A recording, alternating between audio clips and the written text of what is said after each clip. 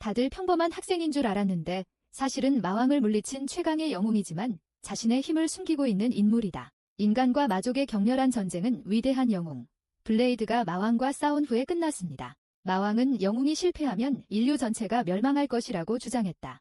그는 하늘에서 운석을 소환했지만 영웅은 자신의 정신력으로 충전된 조약돌 하나로 그것을 파괴했습니다. 두 전사는 전력으로 싸우기로 결정하고 서로에게 돌진했습니다. 그들의 충돌은 전장을 파괴했고 그들은 끝까지 호각을 이루었습니다. 둘 다 승리하지 못하고 남은 힘을 다해 서로의 가슴에 칼을 꽂고 쓰러졌다. 그들은 죽음 직전이었지만 블레이드는 전쟁을 끝낼 수 있었던 것에 만족했습니다. 다행히도 주인공은 옛날 노키아 폰 같은 내구성을 지녔기에 심장에 칼에 찔린 상처를 입고도 살아남았다. 회복하는 데 몇 달이 걸렸지만 그는 재능 있는 영웅 후보를 위한 학교에 다니게 된 것을 기쁘게 생각하며 평범한 소년처럼 다시 한번 고국으로 돌아옵니다. 지금 그의 유일한 목표는 카마상 같은 친구 100명을 만드는 것이라서 교실로 가는 길에 모두에게 반갑게 인사하고 친구가 되어달라고 부탁한다. 학생들은 그가 이상하다고 생각하지만 좋은 의미에서 그의 친구가 되는데 동의합니다. 블레이드는 정말 행복합니다. 그런데 바로 그때 히어로 아카데미의 우등생인 어니스트 플레밍이 나타나 복도에서 시끄럽게 굴었다고 강의하기 시작한다. 블레이드가 자신을 전학생이라고 소개하자 그녀는 의심하지만 블레이드는 개의치 않고 자신을 교장실까지 데려다 달라고 부탁한다. 사무실에서 그들을 기다리는 사람은 교장이 아니라 그 나라의 왕 자신입니다. 어니스트는 즉시 무릎을 꿇고 왕에게 인사했지만 블레이드는 마치 가장 친한 친구인 것처럼 아무렇지도 않게 왕에게 다가갑니다. 왕은 그녀에게 너무 엄격하지 말라고 말하고 오늘부터 자신이 영웅 아카데미의 새로운 교장이 될 것이라고 알려준다. 어니스트는 그 말을 듣고 기뻐하며 자신이 여기에 있어서 얼마나 다행인지에 대해 전체 연설을 낭송하지만 얼룩말 머리 소년과 볼 일이 있으니 떠나라고 그녀에게 말합니다. 블레이드는 왕에게 자신이 원하는 것이 무엇인지 묻고 그가 영웅으로서의 힘을 되찾기를 원한다는 것을 알게 됩니다. 블레이드는 영웅으로 충분히 살아왔기 때문에 그것을 원하지 않지만 왕은 이곳의 학생들이 그의 재활원 역할을 할 수 있다고 주장합니다. 그는 블레이드와 마왕의 최후의 대결에서 두 힘이 모두 파괴되었음을 알고 있지만 올바른 훈련을 통해 블레이드가 다시 한번 위대한 영웅의 힘을 깨울 수 있기를 바라고 있다. 왕은 그에게 선택의 여지를 주지 않고 나중에 블레이드는 실전 수업에 들어간다. 그는 어니스트에게 다가가는데 어니스트는 이 수업이 고급 수업이므로 그 전에 기본 훈련을 이수해야 한다고 말합니다. 블레이드는 자신이 이미 기본 테스트를 통과했고 믿을 수 없다는 것을 보여줍니다. 그런 다음 그는 학생들의 이상한 서커스에 접근하여 친구가 되어달라고 요청하고 어니스트는 계속 그에게 돌아오라고 비명을 지릅니다. 그는 돌아와서 그녀의 머리를 두드리며 그녀의 얼굴을 그녀의 머리카락만큼 붉게 만듭니다. 그녀는 본능적으로 검으로 그를 공격하지만 블레이드는 그녀의 강력한 배기를 쉽게 피합니다. 어니스트는 그의 반사신경을 보고 놀랐지만 파란 머리의 포커페이스 소녀가 그곳으로 와서 그녀와 블레이드를 선생님에게 부른다. 그녀는 소피가 자신을 소개하고 어니스트는 이 여자가 말하는 것을 본 적이 없기 때문에 놀랐습니다. 그녀는 이제 블레이드를 더욱 의심하고 교사에게 블레이드를 테스트하게 해달라고 요청합니다. 그녀는 먼저 그를 연습용 더미로 이끌고 그가 강하다는 것을 증명하기 위해 그것을 쪼개어 보라고 말합니다. 블레이드는 자신에게는 문제가 되지 않는다고 말하며 자신의 특별한 검수를 사용하면서 정신력을 발산한다. 그는 특수 기술인 드래건 이터로 더미를 공격하고 그 뒤에 있는 벽과 함께 더미를 제거합니다. 블레이드는 그의 연기에 만족하고 그의 검이 부러지자 어니스트가 그에게 다가가 그가 누구인지 묻습니다. 그는 자신의 공격이 충격파 때문에 그녀의 옷을 찢고 모든 학생들을 물리친 것을 보고 충격을 받습니다. 나중에 어니스트가 식당에서 점심을 먹고 있을 때 블레이는 그녀와 합류하고 심지어 그의 친구들을 초대하지만 그들은 거절합니다. 어니스트는 모든 사람이 그녀를 두려워한다고 밝혔지만 그 이유를 굳이 설명하지 않습니다. 블레이드는 음식을 탐하기 시작하면서 곧 그녀가 무슨 말을 했는지 잊어버립니다. 그런 다음 어니스트는 이전에 자신을 학대한 것에 대해 사과하고 자신에게 재능이 있음을 인정합니다. 블레이드는 이제 친구가 되었기 때문에 이미 잊어버렸다고 주장하며 그녀는 이 말을 듣고 얼굴이 붉어지는 것을 멈출 수 없습니다. 어니스트는 자신의 검이 갑자기 초자연적인 활동을 하기 시작하자 방에도 친구가 있다는 생각을 멈출 수 없었다. 그녀는 어렸을 때 가족이 안전하게 보관했던 마검이 그녀를 유혹하고 그녀에게 힘을 주겠다고 제안했던 때를 회상합니다. 그녀는 그것을 받아들였고 악마의 저주가 그녀를 변화시켰습니다. 검은 그녀를 방화시키려 애쓰지만 어니스트는 순전한 의지로 이를 진압한다. 다음 날 그녀는 거대 창을 사용하는 심프와 모의전을 벌인다. 어니스트는 그를 쉽게 물리쳤지만 전투가 끝난 후 쫓겨나 거의 그를 죽일 뻔했습니다. 그녀는 다른 사람에게 자신과 싸우도록 도전하고 소피는 그 일을 위해 나서서 그녀에게 꽉 잡으라고 말합니다. 어니스트가 그녀에게 돌진하지만 소피는 그녀에게 맞서며 자신의 입장을 고수합니다. 어니스트는 그녀에게 불덩어리를 사용하고 그것을 피한 후 소피는 패배를 인정합니다. 그 후 그녀는 너무 피곤해서 그와 싸울 수 없다고 걱정하는 블레이드에게 도전합니다. 그녀는 괜찮다고 대답하지만 검을 들어 올리자마자 저주의 증상이 나타나기 시작한다. 블레이드는 그녀가 기절하기 전에 그녀를 붙잡아 의무실로 데려가는데 의사는 그녀가 저주를 치료할 수 없다고 말합니다. 어니스트는 곧 깨어났고 의사가 그녀가 방을 나가는 것을 금지했지만 그녀는 완전히 괜찮다고 주장합니다. 블레이드는 어니스트를 감시하기 위해 자원하고 의사는 그녀를 놓아줍니다. 그녀는 도움이 필요 없는 것처럼 행동하지만 블레이드는 그녀를 내버려 둘 수 없기 때문에 밤의 비밀 시설로 가서 시스템을 해킹하여 어니스트가 마검 아스모데우스를 가지고 있다는 사실을 알게 된다. 다음 날 그는 그녀의 칼 뒤에 숨은 비밀을 알고 있다며 비공개로 이야기를 나눠달라고 부탁한다. 그는 마검이 그 자체의 의지를 가지고 있다는 것을 알고 있으며 이것이 어니스트가 그 힘을 완전히 통제할 수 없는 이유입니다. 블레이드는 그녀에게 그 비하인드 스토리를 묻고 그녀는 악마의 검에 닿은 순간 그녀가 가는 길에 있는 모든 것을 파괴하고 싶은 충동에 압도당했고 그 이후로 그 충동과 싸워왔다고 밝혔습니다. 어니스트는 검으로 마왕에게 도전해 승리하면 모든 것이 괜찮을 것이라는 것을 알고 있지만 승리할 자신이 없습니다. 블레이드는 그녀에게 걱정할 필요가 없다고 말합니다. 그녀가 악마를 풀어주더라도 그는 그것을 처리할 것이기 때문입니다. 어니스트는 그를 신뢰하고 밤이 되면 검 속에 봉인된 악마 아스모데우스를 소환해 그녀와 조약을 맺는다. 그녀의 검에서 불꽃이 터지고 어니스트는 싸우지 않고 그녀에게 복종하기를 거부하는 악마 아스모데우스와 마주하게 됩니다. 두 사람은 불꽃을 일으키며 서로 싸우고 어니스트는 검을 소환한다. 악마는 사슬을 끊고 그녀에게 카메하메하를 쏘지만 어니스트는 온 힘을 다해 반격합니다. 그녀는 승리를 거두고 하늘에서 떨어지지만 불의 토네이도가 사라지자 벌거벗은 상태가 됩니다. 블레이는 그녀를 붙잡고 그녀의 성공을 축하합니다. 어니스트는 이제 자신감이 넘쳤고 다음 날에는 다른 학생들에게 먼저 다가갑니다. 그날 늦게 블레이는 다시 실습 수업에 참여하여 두 명의 광대와 싸우고 있습니다. 그는 그들을 쳐다보지도 않고 그들의 공격을 피하고 어니스트는 그에게 그들을 너무 무례하게 여기지 말라고 말한다. 그는 그녀를 바라보며 그녀가 달라 보인다고 말하지만 그것이 그녀의 새로운 헤어스타일 때문인지는 알 수 없다. 어니스트는 낙담했지만 다른 사람이 그녀와 맞먹을 수 없다면 재빨리 나아가서 소피가 훈련하도록 도와달라고 블레이드에게 요청합니다. 소피는 항상 혼자이고 시키지 않으면 아무 행동도 하지 않지만 그와 처음 만났을 때는 편안해 보였대요. 블레이드는 그녀에게 가서 그녀와 함께 훈련하고 싶다고 말합니다. 소피는 다른 어떤 것도 배운 적이 없기 때문에 맨손으로만 싸울 뿐이라고 대답합니다. 블레이드는 자신의 검 사용법을 가르쳐 주겠다고 선언하고 그것이 괜찮은지 묻습니다.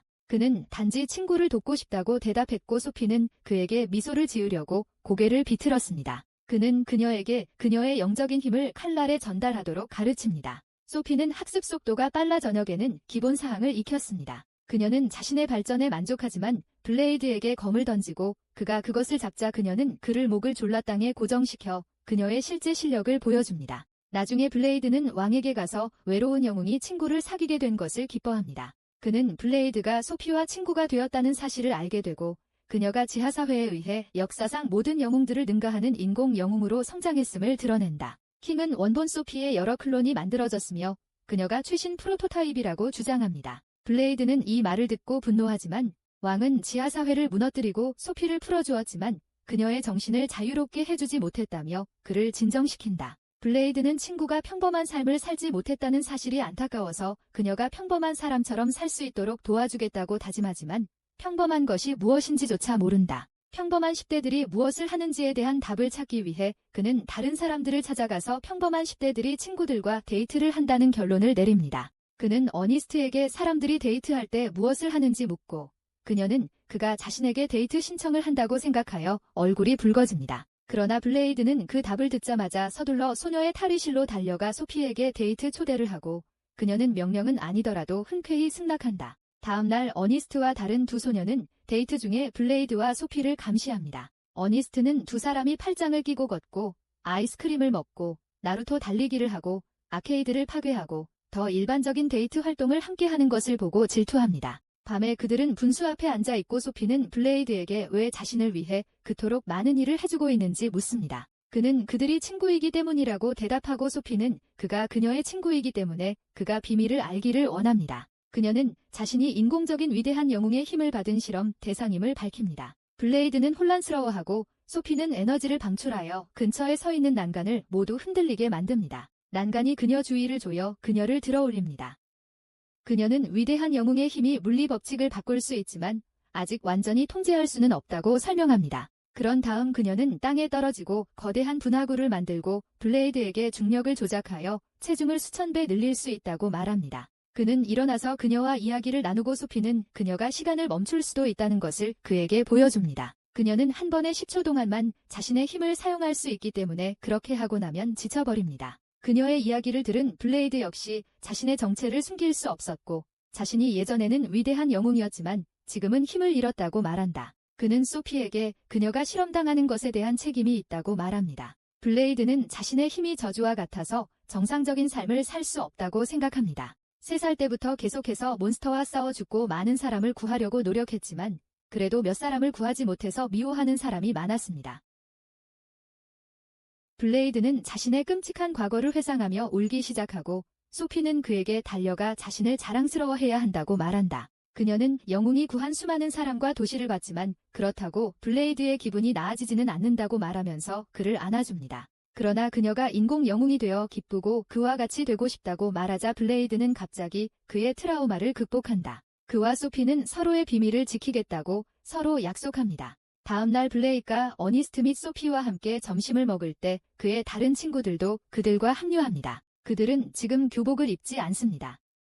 왜냐하면 그들은 상급으로 진급하여 자유롭게 옷을 입을 수 있기 때문입니다. 어니스트는 왕이 최근 학교에 마법의 짐승을 데려오겠다고 선언했지만 블레이드는 전혀 신경 쓰지 않는다고 밝혔습니다. 갑자기 학교 건물이 흔들리기 시작하고 블레이드는 마법의 짐승이 여기에 있다는 것을 깨닫는다. 그는 음식을 손에 들고 밖으로 달려나가서 그 마법의 짐승이 통제 불능 상태에 빠진 용임을 발견합니다. 모두가 겁에 질려 있지만 블레이드는 뛰어올라 머리를 가볍게 두드리며 쓰러뜨립니다. 그는 친구들에게 이 용은 단지 어린아이일 뿐이며 배가 고프기 때문에 그런 행동을 하고 있다고 확신시킵니다. 그는 자신의 음식을 용에게 주고 그것을 두드리며 모두가 자신을 쳐다보고 있다는 것을 깨닫습니다.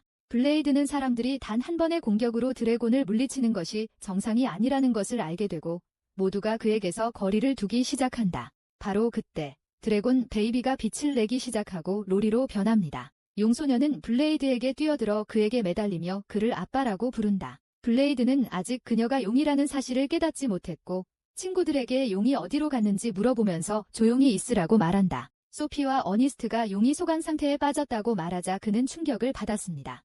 그러자 용소녀는 그를 다시 껴안고 10초 동안 조용했기 때문에 함께 놀아달라고 부탁합니다. 블레이는 그녀를 입양할 수밖에 없고 그녀의 이름을 카오라고 짓습니다. 다음날 어니스트는 블레이드의 무릎에 앉아 그녀에게 먹이를 주게 만드는 코우를 질투한다. 소녀 중 한 명도 그녀에게 먹이를 주고 싶어 하지만 코우는 약자들을 상대하고 싶지 않기 때문에 그녀를 겁을 먹여 쫓아냅니다. 나중에 실습 수업 중에 카우는 블레이드를 만나러 와서 그녀에게 함께 훈련하도록 초대합니다. 그녀는 아버지와 함께 훈련하게 되어 신이 나지만 블레이드의 친구들이 같은 그룹에 속해 있다는 이유로 그에게 몰려듭니다. 그가 그들에게 더 많은 관심을 기울이는 것을 본 용소녀는 화를 내고 도망칩니다. 그녀는 몇몇 학생들이 훈련하는 것을 발견하고 그들은 그녀에게 관심이 있어 그들과 함께 하자고 요청하지만 그녀는 그들이 그녀와 일치하지 않는다고 말하면서 그냥 도망칩니다. 블레이드는 즉시 그녀를 찾아 저녁 식사에 데려갑니다. 나중에 카우는 평화롭게 자고 있고 어니스트는 블레이드를 방문합니다. 코우가 자신을 아빠라고 생각하는 이유를 알게 된다. 그는 용이 태어나자마자 어린 새끼들을 괴롭히고 그 아이는 그들의 힘 때문에 그들에게 각인이 된다는 것을 밝혔습니다. 코우는 자신에게 압도적인 힘을 보여주었기 때문에 자신이 아빠라고 느꼈습니다. 블레이드는 카우가 그녀의 친부모를 본 적이 없다고 생각하며 지금은 그녀를 버리고 싶지 않습니다. 그 이후로 어니스트는 그에게 아무 말도 하지 못하고 용소녀를 잘 보살펴달라고 말한다. 그 후 블레이드가 자신의 방으로 돌아오자 그는 코우가 침대에서 사라진 것을 발견하고 지붕에서 달을 바라보고 있는 그녀를 발견합니다. 그는 그녀가 외롭다고 생각하고 그녀에게 친구를 사귀고 싶은지 묻습니다. 그녀는 용은 친구가 필요하지 않은 강한 생물이라고 대답하고 여전히 아빠가 필요하다고 말하면서 블레이드에 집착합니다. 다음날 블레이드는 코우를 견제할 수 있는 유일한 사람이기 때문에 코우를 왕에게 맡기지만 그녀는 그의 가시투성이 수염에 짜증을 내며 도망친다. 블레이드는 방에서 놀고 있는 그녀를 찾기 위해 학교 곳곳에서 그녀를 수색합니다. 그녀는 그와 어니스트, 소피, 그리고 그의 다른 친구들을 대표하는 장난감을 만들었습니다. 그녀는 그들 모두의 보살핌을 받고 싶은 환상을 실현하고 그들의 매너리즘을 완벽하게 모방합니다. 하지만 그것이 전부가 아닙니다.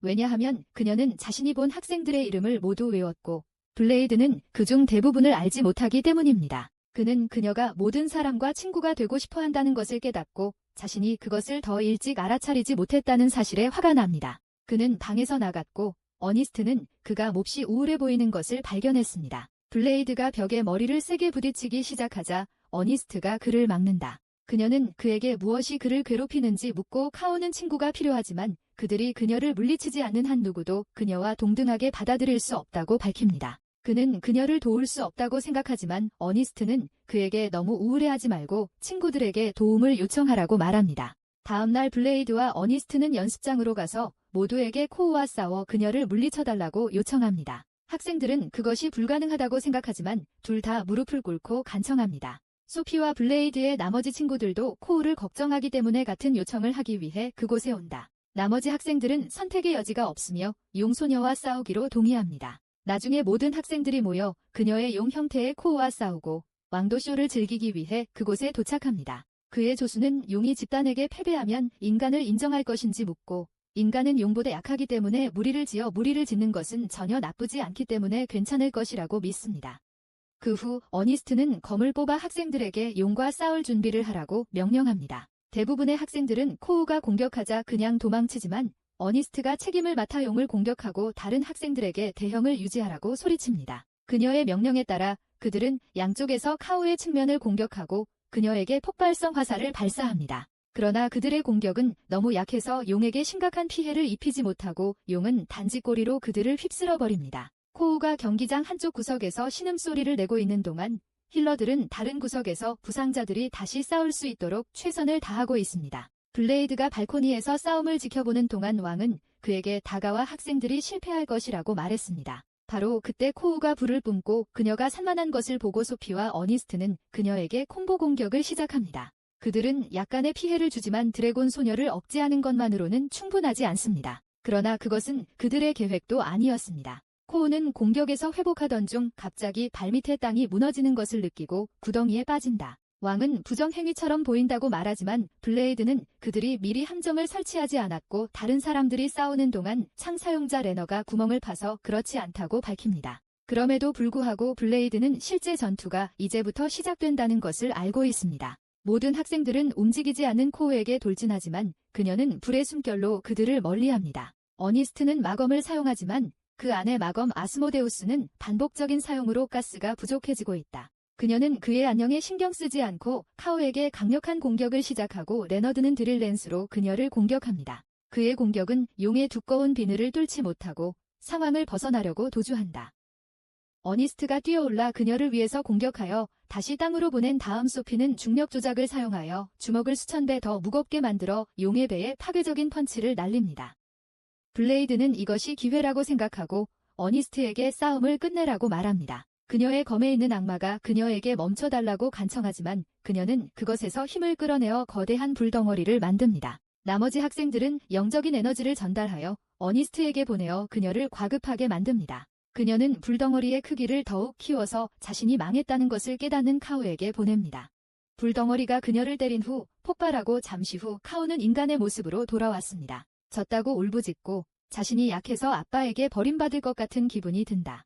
블레이드는 그녀를 위로하고 그녀를 버리지 않겠다고 약속합니다. 그런 다음 그는 그녀가 약한 것이 아니라 인간이 힘을 합치면 더 강해진다고 말합니다. 블레이는 카오가 패배했기 때문에 그들을 친구로 받아들이는데 문제가 없을 것이라고 말합니다. 그녀는 그들 모두에게 그녀와 친구가 되어달라고 초조하게 요청하고 모두가 기꺼이 응합니다. 며칠 후 왕은 경기장에 도착하여 학생들을 위한 새로운 훈련 방법을 연구하기 시작합니다. 그는 그것을 가상현실이라고 부르며 시설이 완성되기를 간절히 기다리고 있습니다. 한편 블레이드의 친구들은 코우에게 아첨하며 식당에서 그녀에게 먹이를 주고 있다. 블레이는 어니스트가 하룻밤 사이에 약 40파운드의 체중을 늘린 것을 알아차리고 그녀가 달라 보인다고 말했습니다. 그의 친구들은 모두 눈송이입니다. 우리는 그들을 뚱뚱한 소녀에게 수치심을 안겨준 끔찍한 사람이라고 부르겠지만 그는 그녀가 다르게 보이도록 주장합니다. 어니스트는 블레이드가 분명히 자신을 뚱뚱하다고 부르자 울고 그녀는 그를 서피라고 부르며 도망칩니다.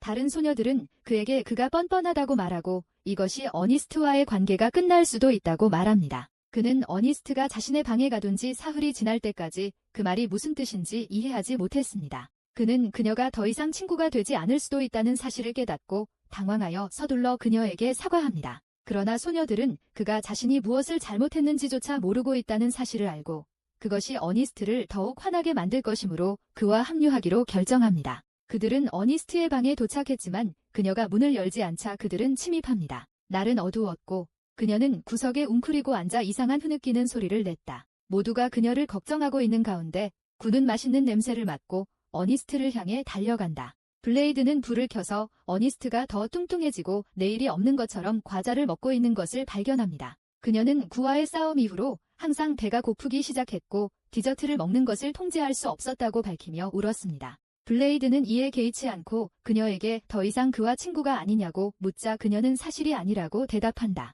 그녀는 누구에게도 특히 그 사람이 그녀를 이런 모습으로 보는 것을 원하지 않기 때문에 그녀는 단지 그녀의 방에 숨어 있었습니다. 블레이드는 이 말을 듣고 만족해 돌아가기 시작하지만 소녀들은 그를 멈추고 어니스트의 기분을 좋게 하기 위해 사과하라고 말한다. 그는 무엇을 해야 할지 모르지만 레너드는 주먹을 맞기 전에 그에게 밧줄을 보여줍니다. 그런 다음 블레이는 어니스트에게 자신의 도넛 중독을 부끄러워해서는 안 된다고 말하고 친구들이 항상 그녀를 도와줄 것임을 상기시킵니다. 그녀는 그 말을 듣고 기뻐했고 다음날 아침 블레이는 체중 감량 훈련을 시작합니다. 어니스트는 몸에 50파운드의 지방이 있어서 많은 어려움을 겪고 있지만 순수한 의지력으로 운동을 이겨냅니다. 그녀는 별 진전을 이루지 못하고 점심시간에 음식을 거의 먹지 않고 1시간 동안 사우나 치료를 받은 후에도 기분이 나아지지 않습니다. 사우나에서 나오자 친구들은 체중계를 확인해보라고 했고 그녀는 그 위에 서기만 해도 체중계를 깨뜨렸다. 그녀는 일반적인 방법으로는 아무것도 해결되지 않는다는 것을 깨닫고 다음날 경기장에 가서 지금 극단적인 일을 시도할 예정이므로 블레이드에게 도움을 요청합니다. 그것으로 그녀는 마검을 뽑아 아스모데우스에게 자신의 몸을 소모하고 힘을 부여하라고 명령합니다. 그녀의 몸은 화염으로 뒤덮여 있고 블레이드는 그녀가 소모되는 거대한 화염 기둥만 바라볼 수 있다. 서피와 다른 사람들도 경기장으로 달려오고 얼마 지나지 않아 어니스트가 불의 악마의 형태로 그들 앞에 나타나고 모든 사람들은 그녀의 업적을 칭찬하는 악마 에즈모디어스의 목소리를 듣습니다. 그는 어니스트에게 그녀의 첫 번째 조상만이 이 형태를 이룰 수 있다고 말하고 그녀에게 이 위대한 힘으로 누구를 불태울 것인지 묻습니다. 그녀는 아스모데우스를 위해 이 모든 일을 했기 때문에 지방을 태우고 싶다고 대답하지만 그는 불같은 형태를 유지하는 것만으로도 시간당 100만 칼로리를 소비하기 때문에 그녀가 올바른 결정을 내렸다는 것을 깨닫습니다. 어니스트는 이제 몇 달 동안 운동할 필요가 없지만 에너지 소비가 많아 몸이 허약해지기 시작한다고 웃으며 말합니다. 그녀는 쓰러지더니 배가 꼬르륵 소리를 내기 시작합니다. 그녀는 배가 고프다고 주장하며 무엇이든 먹고 싶은 야수 모드에 들어갑니다. 심지어 친구들도 먹고 싶어합니다. 어니스트는 그들에게 돌격하지만 블레이드는 그의 필살기의 톤다운 버전을 사용하고 공격의 풍압으로 그녀 주변의 불을 진압합니다. 그는 이제 정상적인 모습으로 돌아온 어니스트를 위로하러 가고 그녀가 눈을 뜨자 그는 그녀가 잘 지내고 있다고 칭찬한다. 그러나 그녀는 아직 교훈을 얻지 못하고 그날 밤부터 폭식을 하기 시작했고 그녀의 친구들은 그녀가 패소했다는 사실을 깨닫는다. 며칠 후 블레이드는 학교 의사에게 정기검진을 받으러 갔는데 의사는 상태가 호전되었다는 소식을 전하지만 실제 힘의 30% 이상을 사용하면 즉시 사망하게 된다. 그런 다음 그는 교실로 돌아오고 도중에 그의 친구 클레어는 머리어라는 수줍고 괴상한 소녀를 소개합니다. 블레이드는 학생들이 쿠데타에 맞서 싸웠던 시절부터 그녀를 기억한다. 그는 마리아가 사방으로 뛰어다니면서 잘못된 방향으로 불덩어리를 쏘던 일을 회상하며 그 불쌍한 소녀는 모욕감을 느꼈습니다. 블레이드에 의해 자존감이 완전히 파괴된 마리아는 그에게 부탁을 한다. 그녀는 자신의 힘을 통제할 수 없게 되면 그가 자신을 죽여주기를 원합니다. 블레이드의 모든 친구들이 가십을 들으러 왔고 머리어는 자신이 실제로 순수한 인간이 아니라 인간 악마 잡종임을 밝힙니다. 블레이드는 이미 그 정도를 감지했고 마리아는 자신 안에 거대하고 사악한 힘이 잠자고 있다고 그에게 말하면서 마음이 편해졌다. 갑자기 그녀의 찻잔이 깨지고 차가 즉시 증발해버립니다. 그녀는 자신의 힘을 통제하지 못하면 이런 일이 일어난다며 모두에게 사과한다. 마리아는 항상 자신의 권력을 통제해왔지만 쿠데타와 싸운 이후로는 계속해서 그렇게 하지 못했다고 말합니다. 블레이드는 인간의 영적 힘이 마족의 마법과 다르기 때문이라고 추론하고 그 영적 힘에 압도당해 마법 회로가 손상됐다고 추론한다. 그녀는 자신의 진정한 힘이 발휘된다면 멈추고 싶다고 단언합니다. 그녀는 부모님이 돌아가셨고 자신에게도 집이 없기 때문에 이 세상에 혼자라고 주장합니다. 그녀는 블레이드에게 그녀를 도와달라고 간청했고 블레이드는 쉽게 동의했고 그 뒤를 이어 권력 우정의 악대차에 오르고 싶어하는 모든 친구들도 뒤따랐습니다. 나중에 블레이드는 모든 사람을 경기장으로 데려가고 친구들에게 가장 강력한 마법 장벽으로 경기장을 덮기 위해 컨트롤을 조작하게 합니다. 어니스트는 그가 학교 부지에 무단 침입한 것을 좋아하지 않지만 개의치 않습니다. 그는 마리아에게 그녀가 억누르고 있던 모든 힘을 풀어달라고 요청합니다. 그녀는 이를 거부하지만 블레이드는 아무 일도 일어나지 않을 것이라고 확신합니다. 그럼에도 불구하고 마리아는 자신의 힘을 해방할 수 없다고 말하지만 어니스트가 블레이드의 도움으로 자신도 악마로부터 구원받았다고 말하자 그녀는 동의한다. 그녀는 자신의 힘을 봉인하는 마법 유물을 하나씩 비활성화합니다. 그녀의 팔찌와 발찌는 각각 그녀의 힘을 절반으로 감소시키고 목걸이는 그녀의 힘을 10분의 1로 감소시킵니다. 어니스트는 마리아가 원래 모습보다 160배 더 강력하다는 사실을 깨닫고 목걸이를 무력화시키기 전에 마리아를 막으려 합니다. 강한 돌풍은 그녀가 그녀에게 다가가기도 전에 그녀를 날려버립니다. 마리아는 자신 안에 있는 악마가 나오고 있다고 신음하고 비명을 지르기 시작하고 블레이드는 그녀에게 모든 것을 털어놓고 친구들을 믿으라고 말합니다. 그녀는 시키는 대로 행하고 악마로 변신합니다. 그러나 블레이드는 그녀의 이마에 있는 이상한 점을 보고 마리아가 단순한 악마가 아니라 재림한 마왕 그 자체임을 깨닫는다. 그녀는 즉시 그의 이론을 확인하고 모두에게 마왕 앞에 절하라고 요청하면서 웃습니다. 어니스트는 즉시 불의 악마 모두로 변신하고 마리아를 공격합니다. 마리아는 단순히 그녀를 때리게 됩니다. 레너드는 그녀를 향해 달려가고 그녀는 손가락을 가볍게 치는 것만으로도 그를 망각 속으로 먹어치웁니다. 소피와 카우는 다음에 가기로 결정합니다. 소피는 마리아를 향해 뛰어들어 그녀를 붙잡고 그녀의 가장 강력한 중력 마법을 발동하고 코우는 용으로 변신합니다. 소피는 마리아를 땅바닥으로 데려가 그녀의 움직임을 멈추게 하지만 그녀는 몇 초 후에 기절합니다. 그 사이 코우는 불의 숨결을 충전해 전력을 다해 마리아를 공격하지만 그녀는 공격을 받아 마리아에게 돌려준다. 카우도 블레이드의 나머지 친구들과 마찬가지로 패배했고 이제 그는 분노합니다. 그는 마리아가 그와 거래한 후 수도를 파괴하겠다고 선언하면서 돌격합니다. 그는 여전히 칼집에 꽂힌 칼로 그녀를 때리고 마리아는 그가 그녀를 죽일 계획이 없다는 것을 깨닫기 전에 농담인지 묻습니다. 그녀는 바람 마법을 사용하여 그를 장벽에 박살내기 전에 그가 죽을 것이기 때문에 진지하게 싸우라고 말합니다. 블레이드는 마침내 검을 뽑아 마리아를 다시 공격하지만 마리아는 그의 모든 공격을 쉽게 방어할 수 있습니다. 블레이드가 몇 걸음 뒤로 물러나자 그녀는 하늘로 올라가 불마법으로 반격하기로 결정합니다. 그는 너무 많은 피해를 입어 부서진 검으로 간신히 막았고 마리아는 그가 아직 살아있다는 사실에 깊은 인상을 받았습니다. 그 사이 어니스트는 잠에서 깨어나 블레이드에게 가서 대신 자신의 마검을 가져가 달라고 부탁한다.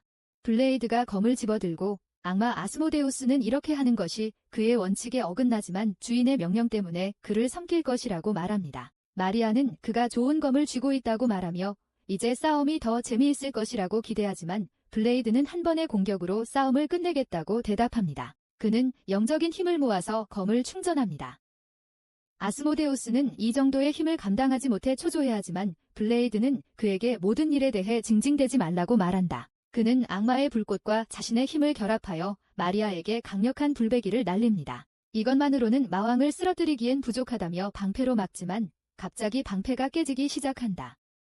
블레이드의 엄청난 힘에 압도된 그녀는 그에게 그가 누구인지 묻고 블레이드는 지금은 평범한 학생일 뿐이라고 대답한다. 그의 공격은 마리아의 방패를 완전히 파괴하고 그로부터 나오는 강력한 충격파는 경기장을 둘러싼 장벽도 파괴합니다. 전투는 끝났고 블레이드는 아무도 죽지 않아 기뻐합니다. 그러나 그는 전투에서 너무 많은 힘을 소모했고 그 직후 쓰러졌습니다. 다음 날 그는 병원에서 깨어났고 의사는 즉시 그에게 달려왔다. 그녀는 그가 거의 죽을 뻔했다고 울면서 그를 안고 있고 만약 그녀가 1분이라도 늦었다면 그는 영원히 세상을 떠났을 것입니다. 그녀는 그가 마지막 싸움 이후에 자신의 생명을 위험에 빠뜨리지 않겠다고 약속했다고 그를 꾸짖고 블레이드는 그녀를 걱정하게 한 것에 대해 사과합니다. 그런 다음 그는 다른 모든 사람들에 대해 묻고 의사는 마리아를 포함하여 그들 모두가 안전하다고 대답합니다. 블레이드가 다음날 학교에 갔을 때 그는 마리아의 마왕 변형이 이미 많은 팬을 모으고 있다는 것을 알게 되었습니다.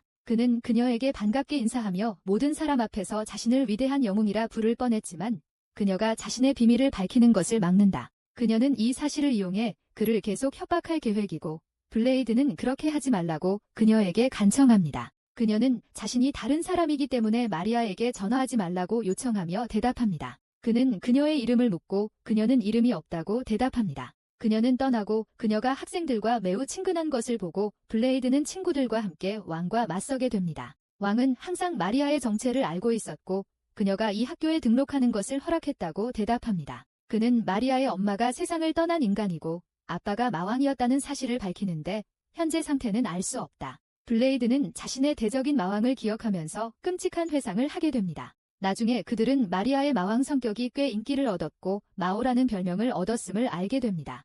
블레이드의 친구들은 그녀가 위험하다고 생각하지만 어니스트는 왕이 그녀에 대한 모든 책임을 졌기 때문에 아무것도 할 수 없다고 말합니다. 마오는 자신의 능력도 봉인되어 있어 지금은 평범한 소녀일 뿐이고 그래서 학교에 다닐 수밖에 없다고 덧붙인다.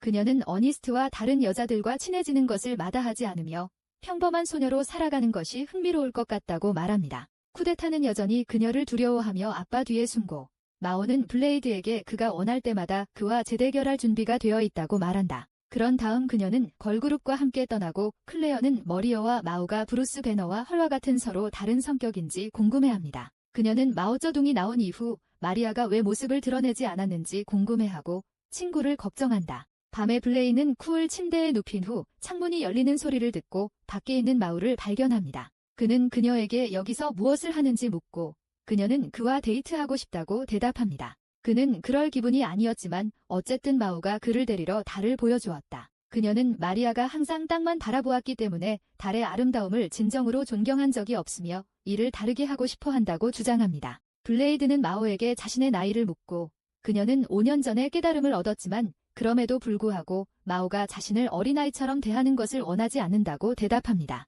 그녀는 그에게 여성스러운 매력을 보여주려고 노력하지만 그가 아무런 반응을 보이지 않자 마오는 자신이 이 학교에 있는 유일한 이유는 자신을 물리친 위대한 영웅에 대한 애착 때문이라고 한숨을 쉬었다. 그녀는 자신이 오직 힘만을 갈망하는 다른 마법의 짐승과 똑같다고 선언합니다. 그렇기 때문에 그녀는 자신보다 강한 블레이드를 존경하고 동경한다. 그녀는 그의 옆에 앉아 그가 전보다 많이 약해졌지만 여전히 그를 좋아한다고 말한다. 그녀는 그의 손을 잡고 그에게 매력을 느끼고 블레이드는 깜짝 놀랐다. 그런 다음 마오는 자신의 감정을 많이 이해하지 못하지만 그와 많은 시간을 보내고 싶다며 말을 반복합니다. 블레이드는 복잡한 사랑 이야기를 하기보다는 그냥 경기장에 가서 뒹굴뒹굴하면 된다고 대답한다. 마오는 그에게 자신과 싸울 상태가 아니며 자신의 힘을 억제하는 마법의 목걸이도 제거할 수 없다고 말합니다. 그녀는 마리아의 의식이 자신 안에 숨어있음을 밝히고 자신의 힘을 봉인하기 위해 최선을 다하고 있습니다. 블레이드는 마리아에 대해 더 알고 싶어하고 마오는 소심한 소녀임에도 불구하고 그녀의 마음속에 많은 부정적인 감정이 갇혀 있었다고 밝힙니다. 그녀는 악마라는 이유로 인간으로부터 많은 차별과 괴롭힘을 당했습니다. 어머니는 아버지를 믿었지만 마리아는 그렇게 할 수 없었고 어머니가 돌아가신 후 마리아는 혼란에 빠졌습니다. 마리아는 아버지가 정말 좋은 사람인지 궁금해했고 결국 자신의 모든 불행을 아버지 탓으로 돌렸습니다. 마오는 자신이 이제 다시는 자신의 몸을 통제할 수 없을지도 모르는 정신적 트라우마에서 벗어나는 불쌍한 소녀를 돕기 위해 태어난 분신이라고 주장합니다. 며칠 후 마리아의 기혼 클럽 친구 중 한 명인 엘리아스가 블레이드 일행에게 찾아와 마오의 힘을 봉인하는 목걸이는 봉인 유물이 아니라고 말합니다. 그녀는 그것에 자신의 생명을 걸 준비가 되어 있으며 그것에 대해 자신이 알아낸 것을 설명합니다. 엘리아스는 목걸이가 그것을 준 사람의 메시지가 담긴 녹음 장치라고 믿고 마오는 그것이 엄마가 마리아에게 준 것을 회상합니다. 일라이어스는 녹음을 재생하면 머리어가 다시 돌아올 수 있지만 그녀의 존재가 완전히 파괴될 수 있다고 마오에게 경고합니다.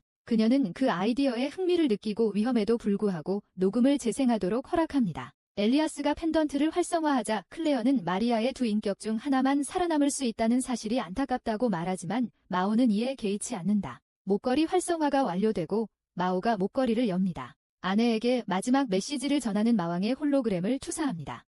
그는 아내를 두고 떠난 것에 대해 사과하지만 강적과 싸워야 하기 때문에 그럴 필요가 있다고 말한다. 그는 그녀가 임신한 상태에서는 자신의 싸움에 그녀를 개입시킬 수 없다고 말하고 싶고, 그녀가 충분히 성장하면 아직 태어나지 않은 아이에게 자신이 죽었다는 메시지를 전해달라고 요청합니다. 마지막으로 마왕은 비록 곧 죽게 되더라도 아내와 아이를 항상 사랑할 것이라고 말합니다. 메시지는 그것으로 끝나고 마오는 울기 시작한다. 그녀는 지금은 자신의 몸을 간신히 통제하고 있으며 곧 마리아가 그 몸을 맡게 될 것이라고 선언합니다. 그녀는 친구들에게 마리아가 나올 수 있도록 이름을 불러달라고 부탁하고 그녀의 죽음에 대해 주저하지 말라고 당부합니다. 그들은 마리아의 이름을 외치고 마리아는 성격이 변하면서 즉시 무릎을 꿇습니다. 클레어와 엘리아스는 우는 마리아를 위로하고 그녀가 내기를 걸고 있다는 사실에 모두가 기뻐합니다. 보너스로 좋은 소식은 마리아가 마오와 공존하기를 원했기 때문에 마오도 멸망하지 않았다는 것입니다. 곧 블레이드는 경기장에서 마리아와 시합을 벌이고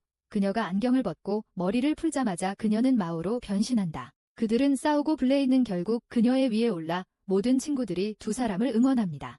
며칠 후 블레이드는 메인 소녀들과 단체 데이트를 하러 가는데 도중에 문 아래에 갇혀있는 마차를 발견한다. 어니스트는 자신이 켄타우로스라는 것을 깨닫고 마차 주인에게 고속도로를 타라고 말합니다. 블레이드도 그녀를 알고 있으며 그가 켄타우로스 다이온을 그녀의 이름으로 부르자 그녀는 그를 위대한 영웅이라고 부릅니다. 그러나 그는 자신의 비밀이 유출되기 직전에 그녀의 입을 다물게 한다. 휴대폰이나 노트북 화면으로 애니메이션을 보는데 지치셨나요? 글쎄요. 저는 이 놀라운 미니플릭스 프로젝터를 사용하여 작은 모니터에서 거대한 130인치 디스플레이로 애니메이션 감상 경험을 한 차원 높였습니다. 말 그대로 유튜브, 크런치롤, 넷플릭스와 같은 내장 앱이 가득한 개인 극장을 갖는 것과 같습니다. 모든 애니메이션 애호가의 꿈이 실현되는 것입니다. 그래서 당신은 무엇을 기다리고 있습니까? 자세한 내용을 알아보려면 아래 링크를 클릭하고 ANIME 코드를 사용하여 첫 주문에서 20% 할인을 받으세요. 비디오로 돌아갑니다.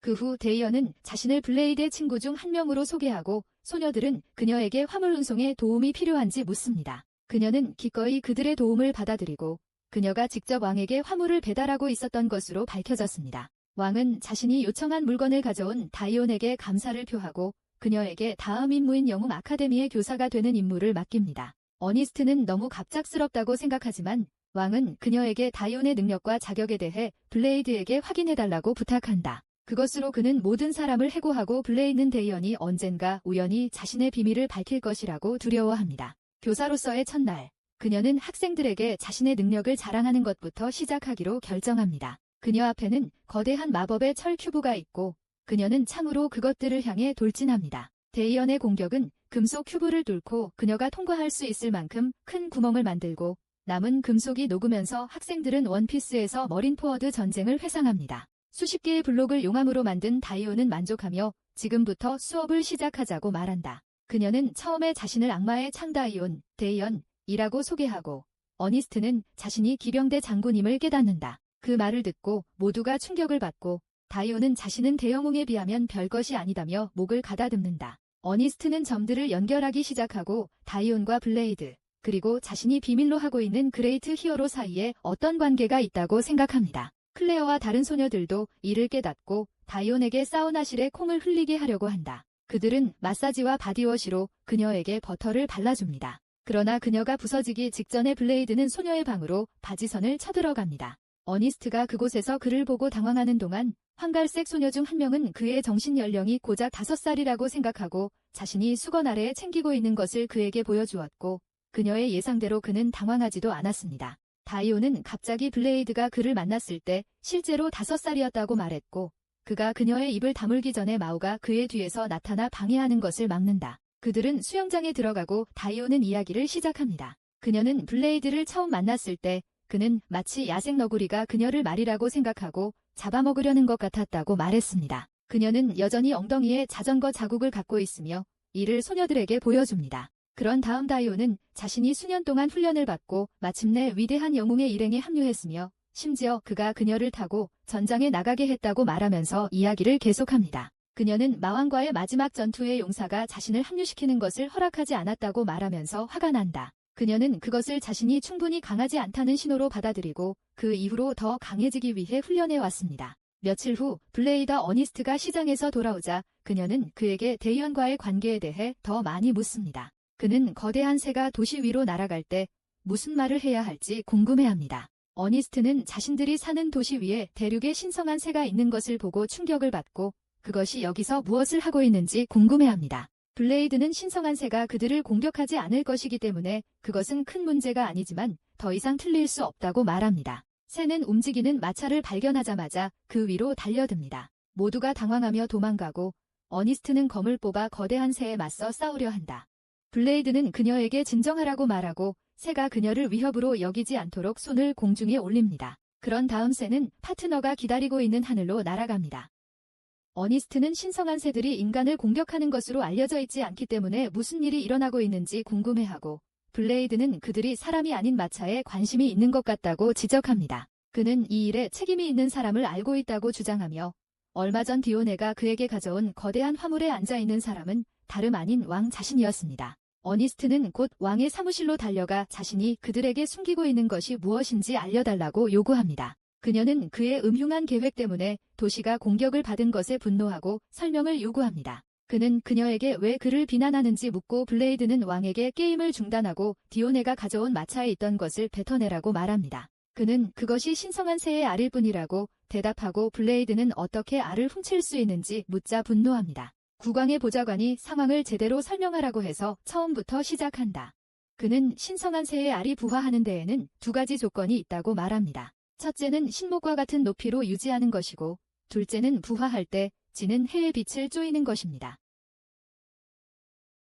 왕은 두 마리의 신성한 새가 첫 부모인 것 같아서 알을 부화시키는 것에 대해 전혀 모른다고 말합니다. 그는 단지 알 부화를 돕고 싶었을 뿐이라고 주장하지만 그건 핑계일 뿐이었다. 사실 그는 학생들이 신성한 새들과 마주하기를 원했습니다. 그러나 그는 알을 부모에게 맡겼다면 부화하지 않았을 것이라고 확신하고 영웅이 되고 싶다면 어니스트와 블레이드에게 알을 부화시키도록 지시한다. 그는 알을 부화시킬 정확한 시간은 내일 저녁이고 그때까지 원하는 높이의 알을 가져가야 한다고 말합니다. 다음 날 모든 학생들이 모이고 블레이드는 그들을 지휘관으로 부릅니다. 그는 오늘 그들이 신성한 새들과 싸울 것이라고 선언하지만 그들의 임무는 승리하는 것이 아니라 시간을 끌기만 하는 것입니다. 그는 어미새가 광란에 빠져 있기 때문에 인간과 함께 알을 발견하면 파괴할 수도 있다고 설명합니다. 그렇기 때문에 하루 종일 알을 숨겨야 하고 해가 지면 임시 엘리베이터로 알을 들어 올려 부화시킵니다.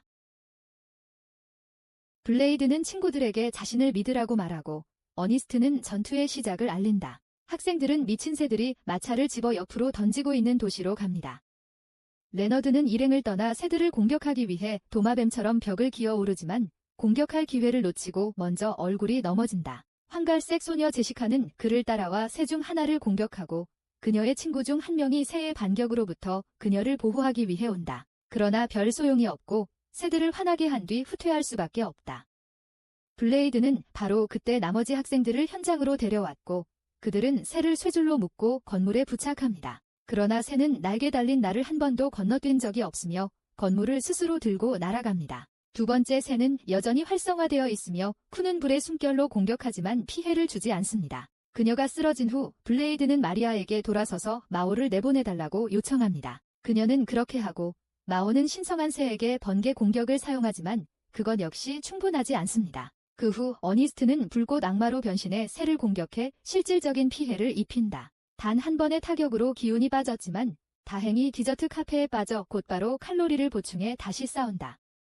그들은 저녁까지 새를 성공적으로 막았고 블레이드와 그의 친구들은 알이 들어 올려지는 것을 지켜봅니다. 그러나 엘리베이터가 중간에 고장나고 새 한 마리가 알을 찾으러 돌아옵니다. 모두가 당황하지만 소피는 블레이드에게 알을 원하는 높이까지 가져가라고 요청하고 나머지는 새를 처리합니다. 블레이드는 갑자기 전쟁에서 죽기 전 같은 말을 했던 동료들의 회상을 듣게 된다. 어니스트는 그를 낚아채고 그들을 믿어달라고 부탁합니다. 기운을 내서 탑 위로 달려가지만 힘이 별로 없어서 계속 뒤처진다. 운 좋게도 대의원이 그의 도움을 받아 그를 등에 태워줍니다. 그들은 곧 알에 도달하고 블레이드는 그것을 거의 들어 올릴 수 없다는 것을 알게 되므로 그것을 탑 꼭대기까지 운반하는 것은 불가능합니다. 그러나 다위아는 두 사람 모두에게 충분한 힘을 갖고 있고 다위아는 블레이드를 들고 알을 품고 있는 동안 꼭대기까지 달려간다. 그곳의 둥지에 알을 놓자 왕은 블레이드를 축하하며 그를 영웅이라고 부릅니다. 그가 더 이상 영웅이 아니라고 대답하자 두 번째 새가 그들에게 접근하기 시작합니다. 칼날은 소모되었고 왕은 이제 자신이 빛을 발할 차례라고 선언합니다. 그는 벽에 서서 성스러운 새들에게 말을 걸며 한때 새 중 한 마리가 자신의 생명을 구해주었고 오늘 그 빚을 갚을 것이라고 말했습니다. 그의 조수는 블레이드에게 이를 허락한 것에 대해 감사를 표하고 그는 처음부터 그에게 진실을 말했어야 했다며 왕의 등을 두드리며 말했습니다. 그렇게 하면 왕의 주의가 산만해지고 신성한 새가 그를 때리며 왕은 알에서 튕겨져 넘어진다. 블레이드가 알을 바치자 새는 그 어느 때보다 더 경노하여 블레이드를 향해 날아갑니다. 소피가 그를 구하러 와서 그녀의 힘을 사용해 새의 움직임을 멈추고 블레이드는 그의 특별한 움직임을 사용해 새를 날려보냅니다. 그 후 둘 다 무너지고 곧 지는 해의 빛이 아래 다 부화합니다. 거기서 쌍둥이가 나오는데 가장 먼저 보이는 것이 블레이드이기 때문에 그에게 각인되어 부모로 받아들인다. 어니스트는 그 점이 마음에 들지 않지만 군은 이제 자신이 누나가 된 것을 기뻐한다. 며칠 후 새들은 나는 법을 배우고 블레이드와 어니스트는 말을 타고 떠난다. 어니스트는 자신의 새를 잘 제어할 수 없어 야생으로 뛰는 반면 블레이드는 새를 완벽하게 제어합니다. 쿠쿠 도 그들과 함께 날아가고 어미 새들은 탑 꼭대기에서 그들을 지켜본다. 블레이드는 이제 친구가 더 많아졌다며 웃었다. 얼마 지나지 않아 가상현실 훈련 시설이 완성되고 블레이드와 그의 반 친구들은 그 안으로 보내져 실제 PUBG를 플레이하게 됩니다. 블레이드는 친구들의 가상의 피로 얼룩진 검을 들고 어둠의 성에서 혼자 방황합니다. 그는 그를 만나기 전에 모든 사람을 물리치고 죽였고 항상 주저하지 않고 자신과 맞서고 싶었다고 주장하는 소피와 마주한다. 그녀는 자신의 모든 힘으로 그를 이길 수 있는지 알고 싶어하고 그는 그녀에게 한번 시도해보라고 말합니다. 소피는 그에게 돌진하고 시간의 흐름을 멈추고 그의 중요한 장기에 강력한 펀치를 날립니다. 시간이 다시 흐르기 시작하자 소피는 블레이드가 전혀 피해를 입지 않았다는 것을 알게 됩니다. 그는 그녀의 목을 잡고 그녀를 벽에 고정한 후 자신의 몸을 엄청나게 단단하게 만드는 데 사용했던 기술을 해제합니다. 그는 그녀가 시간을 얼기 전에 활성화했다고 밝혔고 그래서 그녀의 공격은 쓸모가 없었다. 그것으로 블레이드는 소피를 찌르고 그녀는 죽습니다. 그녀의 시체를 지켜보면서 그는 영웅에서 은퇴한 후에는 이런 일을 할 필요가 없다고 불평한다. 그런 다음 그는 일어나서 왕을 불러 이 마법이 무엇이든 중단하라고 요청합니다. 옆에 있는 작은 화면에 왕이 나타나더니 이건 가상현실이니 여기서는 참을 필요가 없다며 웃는다. 그의 말대로 블레이드가 죽인 사람들은 모두 분해되고 VR 게임에서 로그아웃된다. 한편 쿠바와 마오는 전력을 다해 싸우다가 가상현실에서 둘 다 죽고 로그아웃된다. 왕은 블레이드에게 이것이 마침내 누가 살아남았는지 확인하기 위한 싸움이라고 말하고 이곳이 너무 현실적이라고 불평합니다. 이대로 가면 어떤 바보는 현실 세계도 가상현실이라고 생각하고 그곳에서 무작위로 사람들을 공격할 수밖에 없다고 생각한다. 왕은 그런 일이 일어나도록 놔둘 수 없다고 말하고 레버를 당겨 갑자기 게임 테마를 PUBG에서 포어트나이로 변경합니다. 그런 다음 왕은 최후의 사람이 원하는 대로 가상현실을 사용할 권리를 갖게 될 것이라고 선언하고 블레이드는 사탕 오두막에서 나오며 한숨을 쉬었습니다. 근처에서 레오나르트는 어니스트에게 돌격을 가하고 어니스트는 그를 무자비하게 베어버립니다. 그녀는 세상의 모든 연쇄살인마에 홀린 듯 레오나르트를 무자비하게 찢어발긴다. 그녀는 검을 핥으며 위협적으로 웃다가 정말로 죽이고 싶은 사람이 블레이드이기 때문에 블레이드를 향해 향한다. 한편 블레이드는 친구들이 태그팀 경기에서 싸우는 것을 지켜보고 있습니다. 클레어와 제시카는 이전에는 한 번도 패한 적이 없기 때문에 이제 절대 지지 않을 것이라고 확신하는 소년들과 맞서 싸우고 있다. 그러나 소녀들은 이들을 가까스로 붙잡아 하나씩 쓰러뜨린다. 그들이 승리를 축하하고 있을 때 어니스트가 그곳에 온다. 그녀는 소녀들을 완전히 무시하고 블레이드에게 다가가 살인이 이렇게 재미있는지 몰랐으며 그가 그녀의 다음 목표라고 말했습니다. 블레이드는 한때 그녀가 광포할 경우를 대비해 그녀를 막겠다고 약속했다고 대답하고 이제 그 약속을 실현할 시간이라고 결정합니다. 그는 검을 뽑고 그것을 헤엄쳐 수천 개의 바람막이를 만들고 어니스트는 그에게 다가가기도 전에 패배합니다. 블레이드는 승리한 후 게임에서 로그아웃하여 주변의 친구들을 찾습니다. 왕은 결과가 자기가 예상한 대로였다며 웃었다. 모두가 블레이드의 승리에 놀라지 않는 가운데 어니스트는 자신이 그토록 통제력을 잃었다는 사실이 믿기지 않아 구석에서 울고 있습니다. 블레이드가 그녀에게 그녀가 정말 소름 끼쳤다는 사실을 상기시켜주자 그녀는 그에게 화를 냅니다. 왕은 그런 훌륭한 생각을 생각해낸 자신을 칭찬하며 웃었다. 어니스트는 그의 기발한 아이디어 때문에 많은 어려움을 겪었다며 그를 비난한다. 그동안 블레이드는 VR 컨트롤러로 가서 보상을 받고 원하는 대로 사용합니다. 거기에 가장 강력한 몬스터들의 데이터를 입력하는데 왕은 지금의 상태로는 감당하기 어려울 것 같다고 말한다.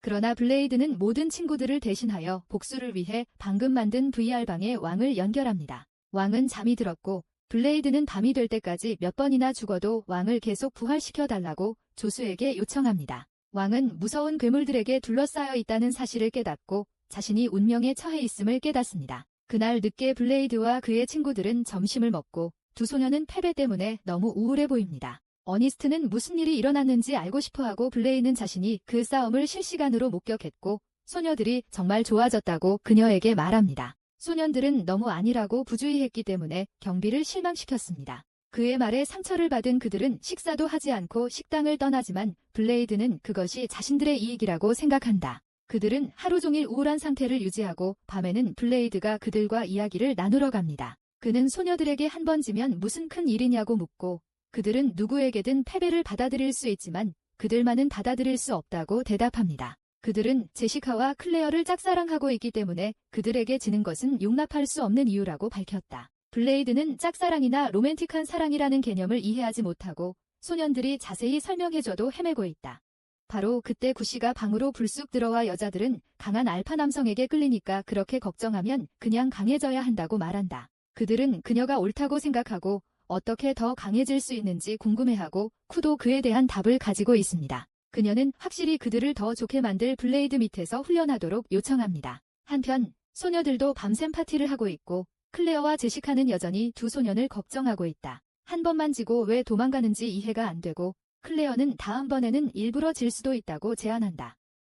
모두들 그것이 그들의 연약한 자존심을 완전히 산산조각 낼 것이기 때문에 끔찍한 생각이라고 생각하고 바로 그 순간 구는 남자들이 그들을 사랑하게 만들려면 더 강해져야 한다고 소녀들에게 말하며 입장한다. 소녀들은 소년들이 자신에게 반하게 만드는데 전혀 관심이 없으며 어떻게 하면 그들의 기분을 좋게 만들 수 있을지 궁금해합니다. 어니스트는 그들이 불쌍해서 이기도록 내버려 두는 것은 용납할 수 없다고 말하며 그들을 훈련시키기 위해 자원합니다. 다음날 블레이는 두 소년이 한계를 뛰어넘도록 훈련하기 시작합니다. 곧 재대결의 날이 다가오고 가상현실 게임에 접속한 두 사람은 이 싸움에서 승리를 다짐하며 짝사랑을 고백한다. 블레이드와 어니스트가 심판 역할을 맡는 가운데 모두가 재대결을 보기 위해 모여들었습니다. 그들은 싸움의 시작을 알리고 제시카와 클레어는 소년들을 공격합니다.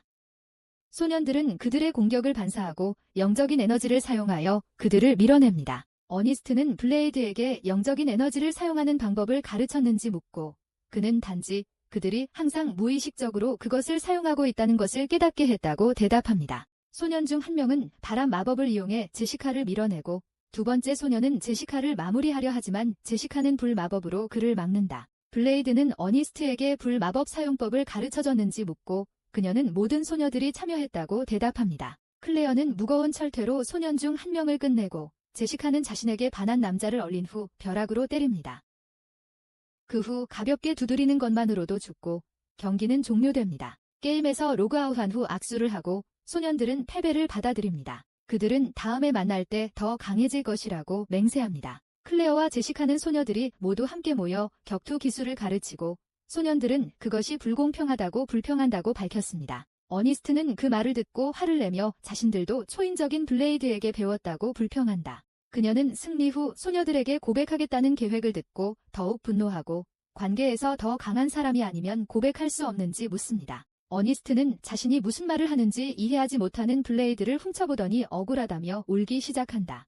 며칠 뒤 소녀들은 학원 부지에서 귀엽게 생긴 로봇을 발견하고 그런 로봇을 본 적이 없기 때문에 그 주위에 모인다. 어니스트는 그것이 무엇인지 왜 여기에 있는지 궁금해하고 로봇은 갑자기 블레이드의 이미지를 투사합니다. 한편 블레이드는 오라를 단련하고 있는데 쿠가 그에게 도약하자 블레이드는 오라에 휩쓸려 가버린다. 그녀는 그에게 무엇을 하고 있는지 묻고 그는 자신의 진정한 힘을 더 많이 사용할 수 있도록 몸과 오라를 강화하고 있다고 대답합니다. 그때 소녀들이 로봇을 데리고 그곳에 도착하고 블레이드는 로봇을 보자 즉시 공격한다. 어니스트는 자신을 찾고 있던 로봇을 파괴한 것에 분노하고 다른 소녀들은 로봇 친구를 잃었다는 사실에 화가 납니다. 그들은 블레이드의 행동에 대해 괴롭히고 그는 로봇이 몇 번 파괴되더라도 스스로 고칠 수 있는 가디언이라는 성가신 존재라고 대답합니다. 그는 그것이 여기서 무엇을 하고 있는지 궁금해하고 그동안 로봇은 어니스트를 스캔하고 그녀의 이미지로 시스템을 업데이트합니다. 로봇은 갑자기 여성 사이복으로 변신하고 모두가 그녀를 쳐다보는 가운데 그녀는 블레이드에게 지금 자신이 마음에 드는지 묻는다. 그녀는 그가 그녀를 좋아하고 보호하고 싶어 하도록 자신을 프로그램했다고 주장하지만 그는 그녀가 누구인지 알고 싶어 합니다. 대답하는 대신 그녀는 공격을 시작하고 블레이드는 즉시 반응하여 그녀가 완전히 파괴될 때까지 계속해서 필살기를 폭파합니다. 어니스트는 소녀에게 상처를 입혔다고 그를 비난하지만 그는 사이보그가 곧 완전히 회복될 것이라고 말하는데 그에 따르면 그것은 좋은 일이 아닙니다. 그의 예상대로 소녀는 자신을 개혁하고 블레이드가 이번에 그녀를 끝내기 전에 어니스트는 그를 막습니다. 사이보그 소녀는 자리에서 일어나 블레이드에게 그를 제거하기 위해 왔다고 말하며 지금은 데이터 수집 단계에 있습니다. 클레어는 그녀에게 다가가서 수업에 참여하고 싶은지 물었지만 그녀는 그런 일을 하도록 프로그램되어 있지 않다며 거절합니다. 그녀는 자신이 목표는 아니지만 방해가 된다면 제거될 것이라고 덧붙인다.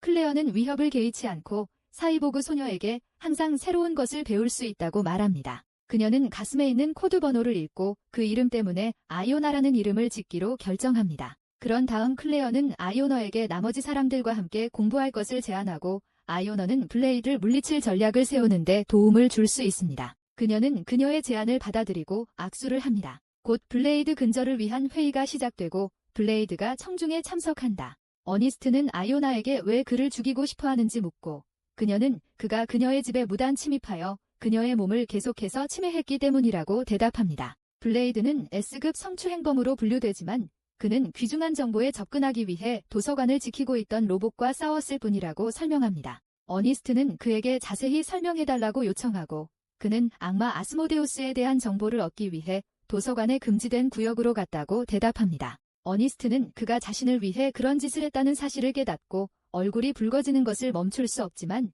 아이오나는 그전에도 여러 번 자신의 영역에 침입해 그녀를 수십 번 파괴했다고 말합니다. 소녀들은 그를 여성의 적이라고 부르고 블레이드는 부르퉁하게 방을 떠난다. 그래서 만약 그가 그와 합류하게 된다면 그는 자신이 영웅이었을 때 정말 중요한 이유로 도서관에 침입했다고 주장하면서 자신의 감정을 그녀에게 폭로합니다. 그는 수호로봇의 영혼이 다른 위치에 있기 때문에 몸을 파괴해도 죽지 않는다고 말합니다. 교실로 돌아온 일라이어스는 아이오너가 끝없이 재생될 수 있기 때문에 그녀를 붙잡지 않을 것이기 때문에 블레이드를 결코 이길 수 없다고 선언합니다. 어니스트는 그것이 사실임을 알고 있으며 블레이드가 때때로 무자비할 수 있다고 주장하면서 얼굴이 붉어집니다. 앨런은 그녀를 무시하고 그때 그가 그녀를 막을 것이라고 느꼈기 때문에 그녀가 인간 여성의 모습을 취했다고 밝힙니다. 어니스트와 클레어는 그녀가 너무 귀여워서 그렇게 하지 못한다고 생각하지만 엘리아스는 블레이드를 물리칠 계획이 있다고 말하면서 그들을 방해합니다. 그녀는 아이오너의 영혼을 그녀의 몸에 심을 것을 제안합니다.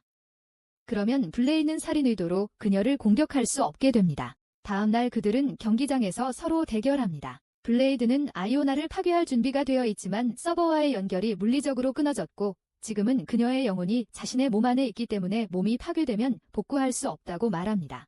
블레이드는 아이오나가 더 이상 불멸의 존재가 아니라는 사실을 알고 깜짝 놀랐고 이 기회에 그를 공격합니다. 그녀는 최대 전력의 펀치를 사용하여 그를 벽에 부딪힌 다음 그를 조롱하며 그가 반격할지 묻습니다. 블레이드는 특별한 움직임으로 그녀를 끝내려고 하지만 아이오나는 방어할 생각조차 하지 않습니다. 그는 그녀를 공격하면 그녀가 죽을 것이라는 것을 깨닫고 검을 떨어뜨려 손으로 정상적인 풍압을 사용하도록 전환합니다. 그것은 반격할 기회를 보고 블레이드 뒤로 돌진한 후 100펀치 콤보로 그를 때리는 아이오나를 물리칠 만큼 충분히 강하지 않습니다. 그런 다음 그녀는 그를 땅에 고정시키고 그 아래의 경기장 바닥을 깨뜨리는 강한 타격을 가합니다. 모두는 아이오너가 전투에서 우위를 점하고 있다는 사실에 깊은 인상을 받았고 블레이드는 아이오너에게 그를 편하게 해달라고 부탁합니다. 그는 그녀가 자신의 덜 강력한 공격을 사용할 시간을 주지 않는다고 불평하고 아이오나는 자신을 더 당황하게 하기 전에 항복하라고 요청하면서 미소를 지었습니다. 블레이드는 패배를 받아들이고 학교 전체가 환호성을 터뜨린다.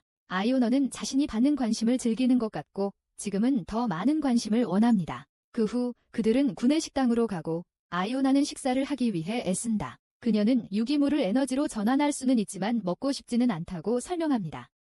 엘리아스는 블레이드를 물리치고 의욕을 잃었기 때문이라고 주장하고 클레어는 엘리아스에게 자신의 문제를 친구들과 공유해달라고 부탁한다. 아이오나는 이런 시기에 어머니의 성계로 가곤 했고 어머니는 그녀에게 새로운 퀘스트를 주곤 했다고 대답합니다. 이제 그녀는 서버에 다시 접속해 어머니에게 연락을 시도했지만 그녀는 자신의 의무를 버리고 허락 없이 도망갔다는 이유로 연결을 거부하고 있다. 아이오나는 주인이 없으면 불안감을 느낀다고 블레이드에게 자신의 새로운 주인이 될 수 있는지 물어봅니다. 그는 진심 어린 요청에도 불구하고 거절하고 아이오나는 제때의 주인을 찾지 못하면 자폭할 것이라고 말합니다. 그녀는 수호자들이 명령체계 없이 광포한 행동을 하는 것을 방지하기 위해 자폭 기능을 갖추고 있다고 설명합니다. 모두가 당황하고 일라이어스는 아이오너의 시스템을 확인하여 아이오너가 폭발하기까지 약 3일 남았음을 확인합니다. 블레이드는 선택의 여지가 없다고 판단하고 그녀가 폭발하지 않도록 아이오나의 주인이 되는 것을 받아들인다. 다음날 블레이드가 정원에서 구와 놀고 있는 동안 아이오나는 메이드복을 입고 그들에게 음식을 가져다 준다. 블레이드는 개섭이 필요 없다며 다음에는 벗겠다고 답한다.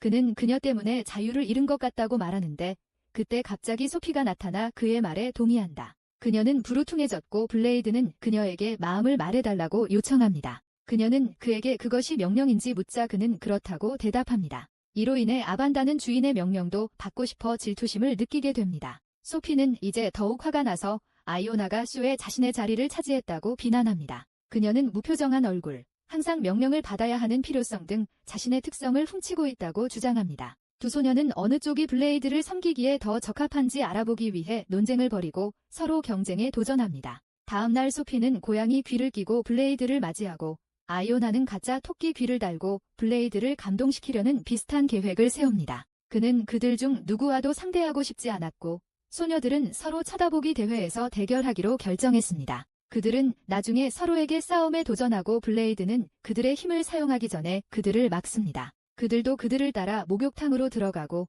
나중에는 그가 자는 것을 지켜보라고 고집합니다. 블레이드는 너무 괴로워서 그들에게 길을 잃으라고 말할 수도 없고 그들이 그를 지켜보는 동안 잠을 자려고 한다. 소피와 아이오나는 그들의 싸움이 곧 끝나지 않을 것이라고 생각한다. 아반다는 친구들과 어울리는 것을 좋아하기 때문에 계속 싸우면 행복할 것이라고 주장한다. 그녀는 도서관을 지키는 동안 항상 혼자였고 그녀를 방문한 유일한 사람은 블레이드였다고 설명합니다. 소피도 비슷한 이야기를 하며 그녀가 세상과 연결되는데 도움을 준 사람이 블레이드였다고 말합니다. 그런 다음 소녀들은 그들 사이의 경쟁을 즐기고 좋은 친구가 되었음을 인정합니다. 블레이드는 모든 것을 듣고 기뻐합니다. 며칠 후 점심을 먹으러 자리에 앉은 블레이드는 아이오나에게 뭔가 이상한 점을 감지하고 그녀에게 자폭 카운터를 보여달라고 요청합니다. 그녀는 시키는 대로 행동했고 블레이드는 카운터가 여전히 진행 중이라는 것을 알게 되었습니다. 그는 인간을 주인으로 삼는 것만으로는 아이오나에게 충분하지 않다는 것을 깨닫고 이제 아이오나가 멸망하기까지 20시간밖에 남지 않았다.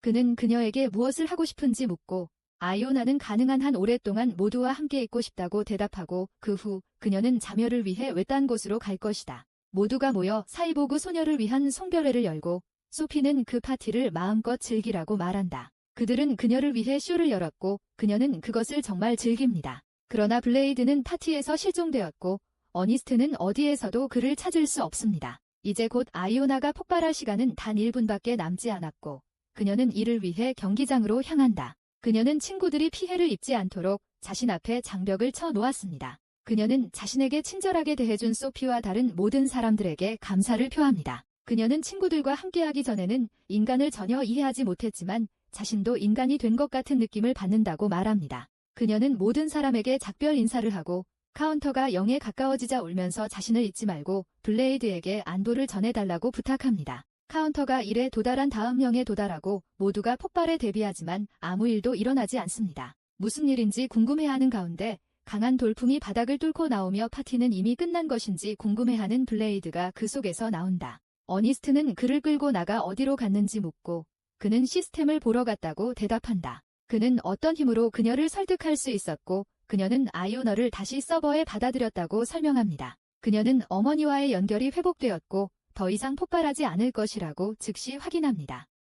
모두가 그 말을 듣고 기뻐하며 아이오너는 소피에게 지금 무엇을 해야 할지 조언을 구합니다. 그녀는 이미 그것을 알고 있다고 말하고 사이보그 소녀는 블레이드를 안기 위해 달려가면서 울기 시작합니다. 며칠 후 학생들은 서로의 실력을 테스트하기 위해 배틀로얄을 열었지만 평소와 같이 블레이드가 전투에 참여하고 혼자서 모든 사람을 물리칩니다. 그와 맞설 수 있는 사람은 레오나르트뿐이며 그는 그렇게 쉽게 지지 않을 것이라고 확신하고 있습니다. 그는 드릴 렌스를 충전하면서 블레이드가 자신을 공격하는 것을 막기 위해 방패를 세웠습니다. 모두가 레오나르트를 응원하지만 그는 어니스트의 전투 명령을 기다리고 있다. 그녀는 그에게 아무런 희망도 없고 신비한 마지막 사람이 어떻게 서 있는지 궁금해한다. 레오나르트는 그 말을 듣고 자신에 대한 믿음을 잃게 되지만 마리아 일행의 응원에 힘입어 공격을 피하고 눈 깜짝할 사이에 그를 쓰러뜨리는 블레이드에게 어느 정도 자신감과 돌진을 얻는다. 모두가 그에게 실망하여 경기장을 떠났지만 레너드는 그것에 대해 슬퍼하지 않습니다.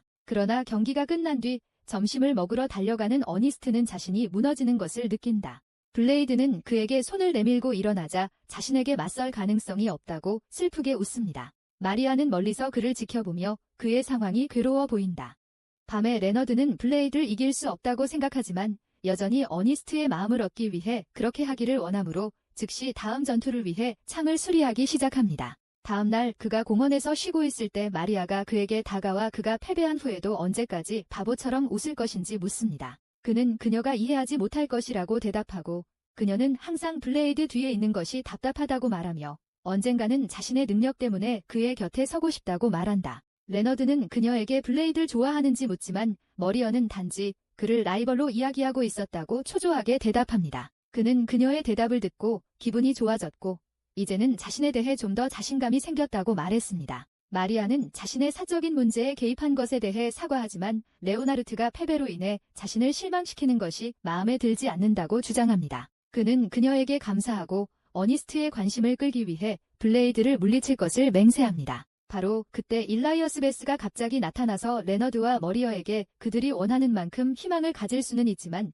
블레이드를 물리치는 데는 도움이 되지 않을 것이라고 말합니다. 그녀는 그들이 힘의 차이에도 불구하고 그를 물리칠 수 있는 계획을 세우는데 도움을 줄 수 있다고 말합니다. 곧 블레이드의 모든 친구들은 레너드를 리더로 하여 그를 물리치기 위해 위원회를 구성합니다. 그는 여기 있는 모든 사람은 이유가 무엇이든 마음속으로 블레이드를 물리치고 싶은 열망을 가지고 있다고 말하면서 그들에게 연설합니다. 소피와 쿤은 블레이드가 행복하다면 만족하기 때문에 이에 동의하지 않습니다. 레너드는 그 말을 듣고 낙담하고 누군가 계획이 있는지 묻습니다. 제시카는 블레이드가 잠든 사이에 공격해야 한다고 말하고 클레어는 블레이드를 독살할 것을 제안한다. 어니스트는 비겁하다고 말하지만 엘리아스는 그렇지 않다고 말한다. 그녀는 블레이드를 아어머드 타이턴과 비교하며 그를 물리치려면 가능한 모든 트릭을 사용해야 한다고 말합니다. 어니스트는 공격형 타이탄이 되어 그와 정면으로 맞서고 그가 사용하기 불편한 무기로 그에게 도전하고 싶어합니다. 클레어는 그녀의 의견에 동의하지 않고 레너드가 개입하여 모든 사람이 블레이드를 물리치기 위한 각자의 계획을 가지고 있으므로 모든 것을 시도해야 한다고 말합니다.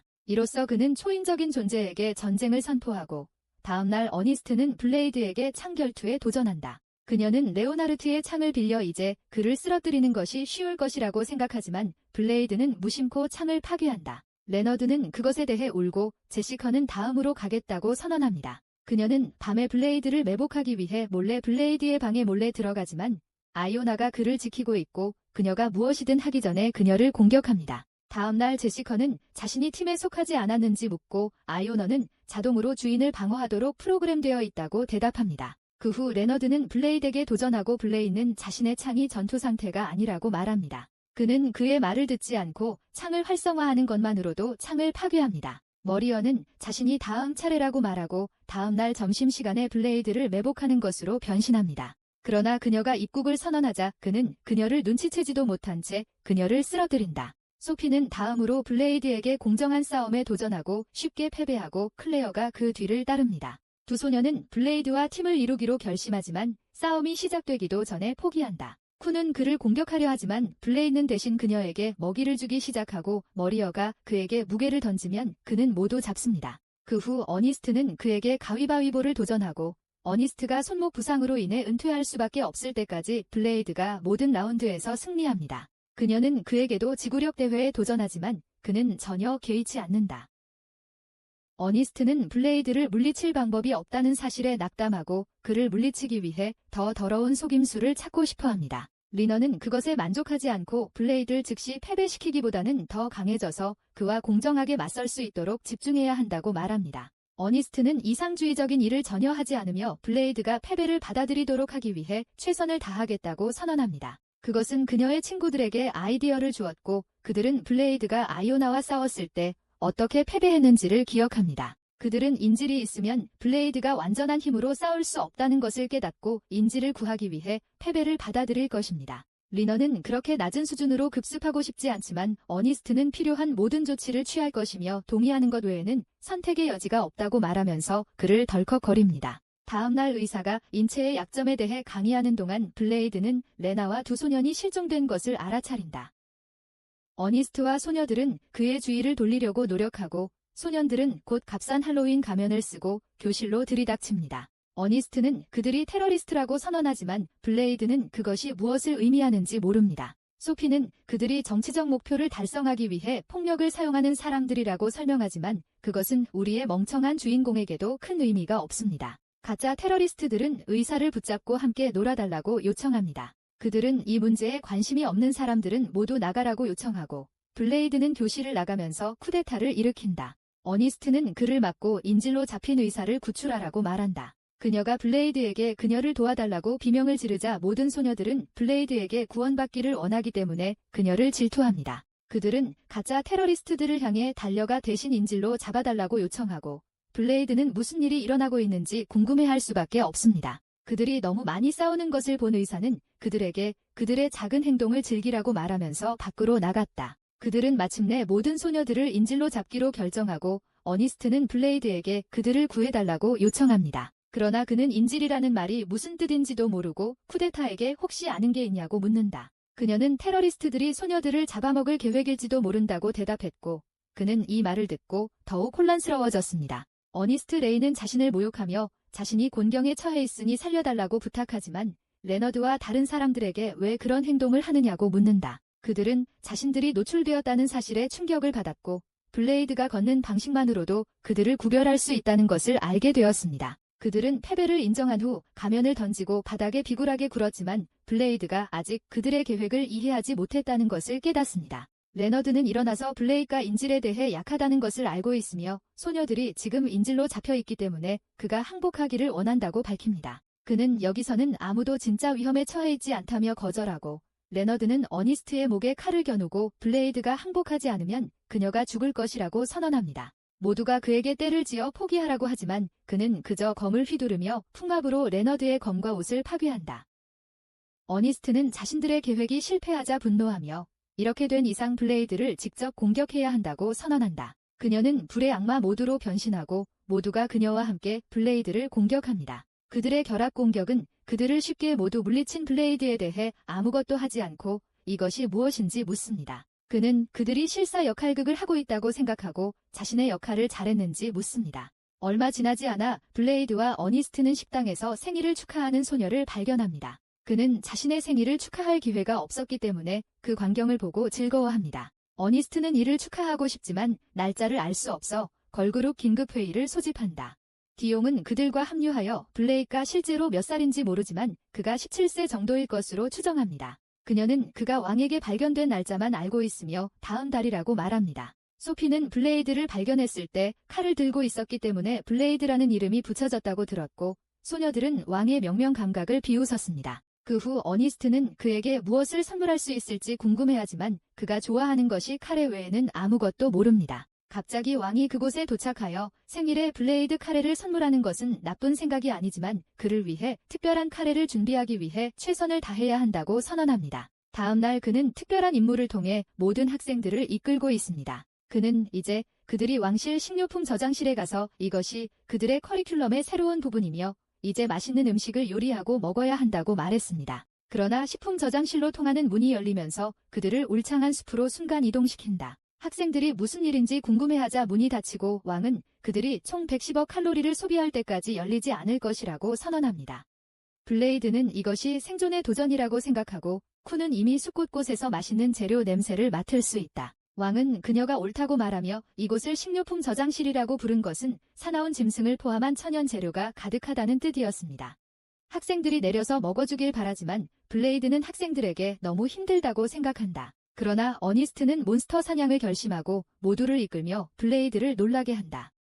그들은 캠프를 세웠고 제식하는 괴물을 함정으로 유인합니다. 레오나르트, 클레어, 마리아가 그곳에서 기다리고 있지만 야수는 클레어를 발견하자마자 그녀를 쫓기 시작합니다. 레오나르트는 그것을 쓰러뜨리려 했지만 실패했고 마리아는 마오를 내보내고 조명 마법으로 그 짐승을 쓰러뜨렸습니다. 그들은 그것을 캠프장으로 가져가서 즉시 요리를 시작하고 다른 학생들은 괴물의 가죽을 사용하여 가죽을 만듭니다. 나머지 학생들도 미래를 돕거나 준비하느라 바쁘고 블레이드는 그 모습을 보고 기뻐합니다. 나중에 그는 물놀이를 하다가 왕이 이번에는 좋은 운동을 생각해냈다고 생각한다. 곧 어니스트가 그와 합류하고 그녀는 그에게 그의 어린 시절과 그가 기억하는 중요한 축하 행사에 대해 묻기 시작합니다. 블레이드는 자신의 생명이 항상 위험에 처해 있었기 때문에 자신이 기억하는 것은 쉬지 않고 싸우는 것뿐이라고 대답합니다. 어니스트는 이를 기회로 삼아 블레이드에게 전진을 시도하지만 그녀가 미처 하기도 전에 그녀를 지켜보던 클레어가 달려와 그녀를 그에게서 떼어놓는다.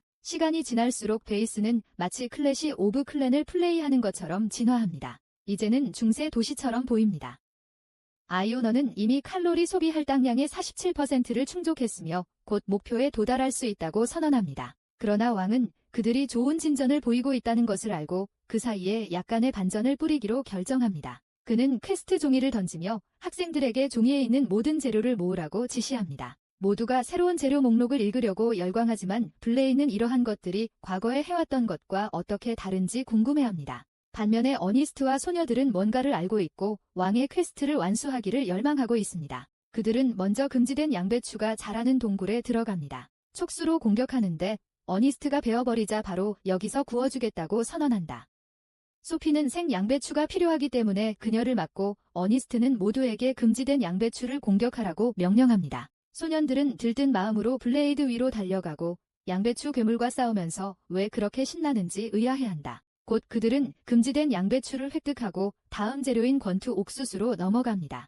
블레이드는 권투 장갑을 끼고 거대한 옥수수 속대를 향해 검을 뽑지만 소피는 규칙을 따르지 않으면 맛이 없을 것이라고 말한다. 그녀는 블레이드에게 장갑을 주고 머리 여는 권투 옥수수를 잡으려면 경기에서 승리해야 한다는 지시 사항을 읽습니다. 경기가 시작되고 블레이는 소피 또는 아이오너가 권투 선수와 싸우는데 더 적합할 것이라고 생각합니다. 그러나 교체를 허용하는 규칙은 없으며 블레이드가 친구들과 이야기를 나누느라 바쁜 가운데 옥수수는 그를 펀치로 충돌시킵니다. 블레이드는 복수를 위해 돌아오고 치열한 승부 끝에 가까스로 콘을 물리친다. 그 후 그들은 너무 매워서 사이보그 소녀를 울게 만드는 괴물 토마토와 악마 고추를 수집합니다. 다음 재료는 자신의 밭에 접근하는 사람에게 태양광선을 쏠 수 있는 거대한 해바라기입니다. 마리고와 앨리스가 그들을 찾으러 가다가 먼저 공격을 받는다.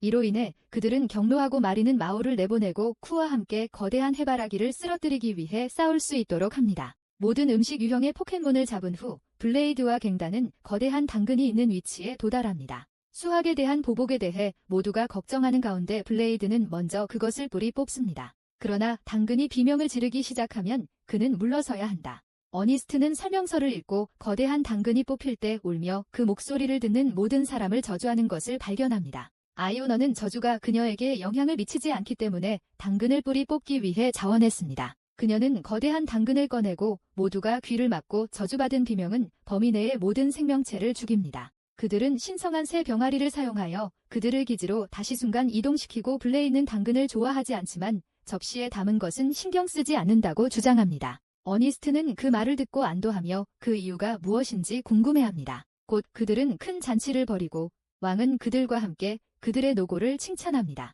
학생들의 노력 덕분에 괴물 식재료의 개체수가 많이 줄어들었고 이는 이곳 생태계에 좋은 일이라고 밝혔습니다. 재료가 사라질까 봐 걱정하지 말고 내일 최종 재료를 모을 준비를 하라고 말한다. 다음 날 숲 한가운데 있는 거대한 나무 주변에 모두가 모이고 아이오나는 이곳이 에너지 수치가 가장 높은 곳이며 근처에 재료의 왕이 있다고 주장한다. 곧 거대한 황소 같은 괴물이 그곳에 도착하고 소피는 황소가 질기고 맛있다고 쓰여있는 설명서를 읽습니다. 왕은 멀리서 괴물의 쇠고기가 정말 맛있을 것이라며 웃지만 블레이드가 막 싸울 준비를 하려는 순간 훨씬 더 큰 괴물이 현장에 도착해 황소를 한 입에 먹어치운다. 왕은 거대한 괴물이 있는 것을 보고 깜짝 놀랐고 고기도 꽤 맛있다며 학생들에게 사냥을 부탁한다. 블레이드는 무리라고 생각하지만 어니스트와 나머지 일행은 몬스터 고기의 맛이 좋으면 사냥할 수밖에 없다고 생각한다. 어니스트는 불의 악마로 변신해 학생들을 이끌고 전투에 나섭니다. 모두가 힘을 합쳐 몬스터를 향해 논스톱 공격을 가합니다.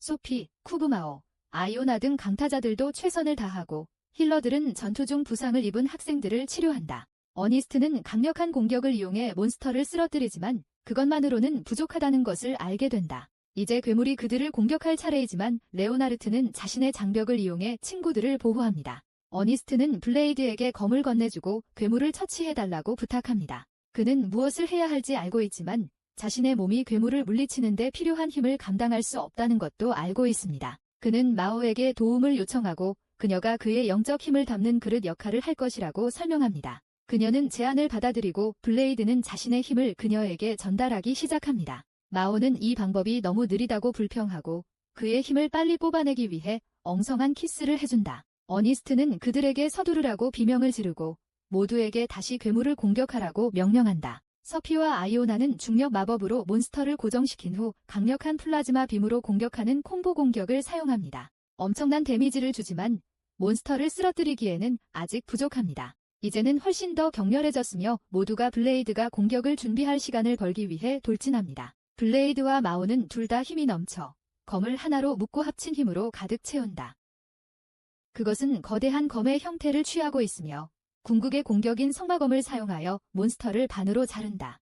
블레이드는 그 공격을 사용한 후 지쳤고 무릎에 누워 그를 도와준 마오에게 감사를 표합니다. 그는 너무 피곤하고 배가 고프다고 말하며 그렇다면 음식을 기다리라고 말한다. 그는 그녀가 무슨 뜻인지 알고 싶어 하지만 질문을 끝내기도 전에 잠이 듭니다. 학생들이 해당 지역의 보스 몬스터를 성공적으로 물리쳤기 때문에 곧 아카데미의 문이 열립니다. 블레이드가 깨어난 후 검진을 받으러 가는데 의사는 몸이 좋아지고 있고 이제 본래의 힘을 조금 더 쓸 수 있다고 말한다. 이유가 궁금하지만 의사가 점심을 먹었느냐고 묻자 그는 여전히 배가 고프다는 것을 깨닫고 급히 구내식당으로 달려간다. 블레이드가 문을 열자마자 그는 자신의 생일을 축하하기 위해 기다리고 있는 친구들을 발견합니다. 그는 무슨 일이 일어나고 있는지 처리할 수 없으며 그의 딸들이 모두 그에게 와서 마오쩌둥의 진짜 생일을 알았으니 그가 처음 발견된 날을 축하할 것이라고 말했습니다. 그는 아직도 그들이 자신의 생일을 축하할 것이라는 사실이 믿기지 않는다는 사실을 깨닫고 테이블 위에 덮인 큰 접시에 관심을 쏟습니다. 그는 그 안에 무엇이 들어있는지 묻고 클레어는 생일에 무엇을 선물할지 많이 고민했다고 설명했고 어니스트는 자신이 가장 좋아하는 것을 제안했습니다. 어니스트는 그가 좋아하길 바라며 얼굴을 붉혔다.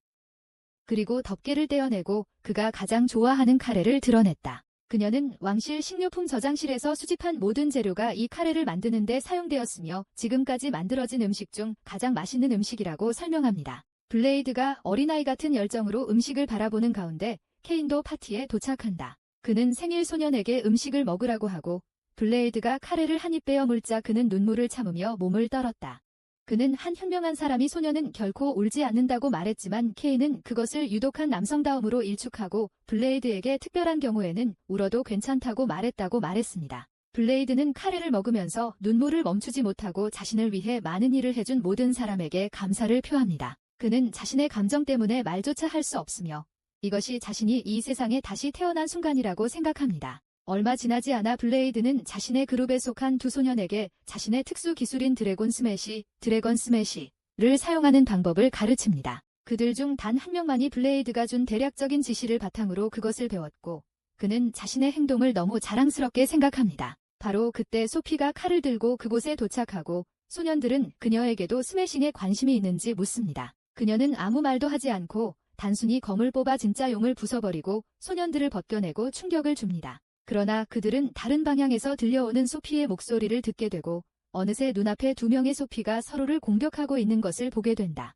블레이드는 싸울 준비가 되어 있지만 원래 소피는 이것이 그녀의 싸움이며 그를 보호할 것이라고 그에게 말합니다. 사기꾼은 물러나고 어니스트가 다른 소녀들과 함께 도착하자마자 그녀는 자신이 이길 수 없다는 것을 깨닫고 허리케인을 미끼로 사용하여 사라집니다. 모두가 어떻게 또 다른 소피가 있을 수 있는지 궁금해하지만 그녀가 유일한 사람이 아니라는 사실은 거의 알지 못합니다. 사기꾼은 그녀의 은신처로 가서 4명의 클론이 더 기다리고 있습니다. 1부터 5까지 번호가 매겨져 있으며 모두 각기 다른 성격을 가지고 있습니다. 그들의 유일한 공통점은 살인과 파괴에 대한 충동입니다. 학원에 들어간 소녀는 한 번이고 단지 적에게서 정보를 수집하고 무언가를 배우기 위해 나갔다고 주장합니다.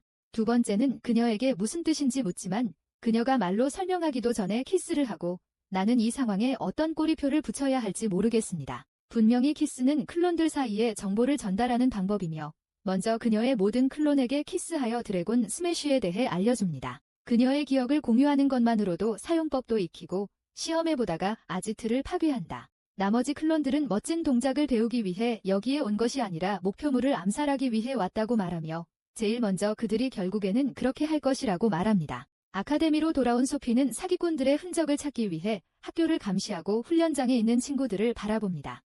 제시카는 영적인 에너지를 저장했다가 나중에 발사할 수 있는 특수 총알인 엘리자의 최신 발명품을 보여주고 있습니다. 그녀가 총알을 사용하고 훈련용 더미에 불공격을 가하자 모두가 놀랐지만 블레이드는 그렇지 않았습니다. 엘리자는 자신의 영적 에너지를 자유롭게 저장할 수 있는 유일한 사람이기 때문에 자신의 의견이 타당하다고 생각하지 않습니다. 그녀는 평범한 인간에게는 어려운 일이지만 그녀가 만들어낸 특별한 총알 덕분에 누구나 영적 에너지를 저장하고 필요할 때마다 활성화할 수 있다고 소리친다.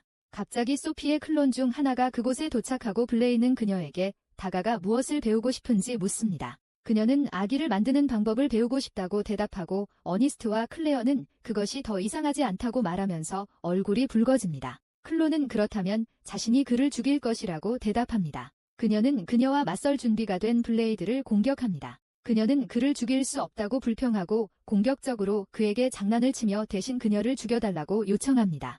바로 그때 진짜 소피가 그곳에 떨어졌고 그녀는 블레이드로 이동한 자신의 클론에게 분노합니다. 클론은 시간을 낭비하지 않고 즉시 도망칩니다. 블레이드와 어니스트는 클론의 수를 기록해왔으며 이번이 그들을 만나서 무언가를 배우기 위해 온 네 번째 클론이라고 말했습니다. 나중에 점심을 먹으면서 모두가 그 소녀들이 누구인지 궁금해합니다. 블레이는 그들이 학습에 대한 열정이 있다는 것에만 관심을 갖고 어니스트는 그들이 소피의 자매인 것 같다고 말합니다. 그녀는 모두 학원에 가입해야 한다고 제안하고 친구들은 블레이드의 영향으로 상식이 부족해지기 시작했다고 지적합니다. 어니스트는 즉시 평범한 모습으로 돌아가 학생들에게 그것에 대해 어떻게 생각하는지 묻습니다. 한 소녀는 클론이 블레이드를 죽이기 위해 여기에 있는 것 같다고 대답하지만 이는 누구도 놀라지 않습니다. 어니스트는 그들이 훈련하고 다른 사람들이 모두 동의할 때마다 그를 죽이려는 의도로 항상 그를 공격한다고 말합니다. 그들은 대답을 한 소녀를 공격하고 블레이드는 그녀를 안심시키라고 말합니다. 소녀는 그녀의 대답에 더 많은 것을 추가하고 클론은 소피인 척하고 그를 몰래 죽임으로써 블레이드와 가까워지기를 원하기 때문에 모든 사람과 다르다고 말합니다. 어니스트는 클론이 암살자라는 사실을 갑자기 깨닫고 소피는 주변의 모든 사람이 너무 멍청해서 더 일찍 알아차리지 못했다는 사실을 깨닫고 땅에 쓰러집니다. 블레이드는 처음부터 그것을 알아냈다고 말하고 소피는 자신이 그를 보호해 줄 것이기 때문에 아무것도 걱정할 필요가 없다고 말합니다. 한편 클론들의 은신처에서 5번은 다음 차례가 왔다는 사실에 들떠있다. 모두가 장난을 치고 있는 가운데 그들의 창조자는 그들을 불러 인공 영웅 프로젝트가 성공했음을 증명하기 위해 위대한 영웅을 죽이라고 말한다.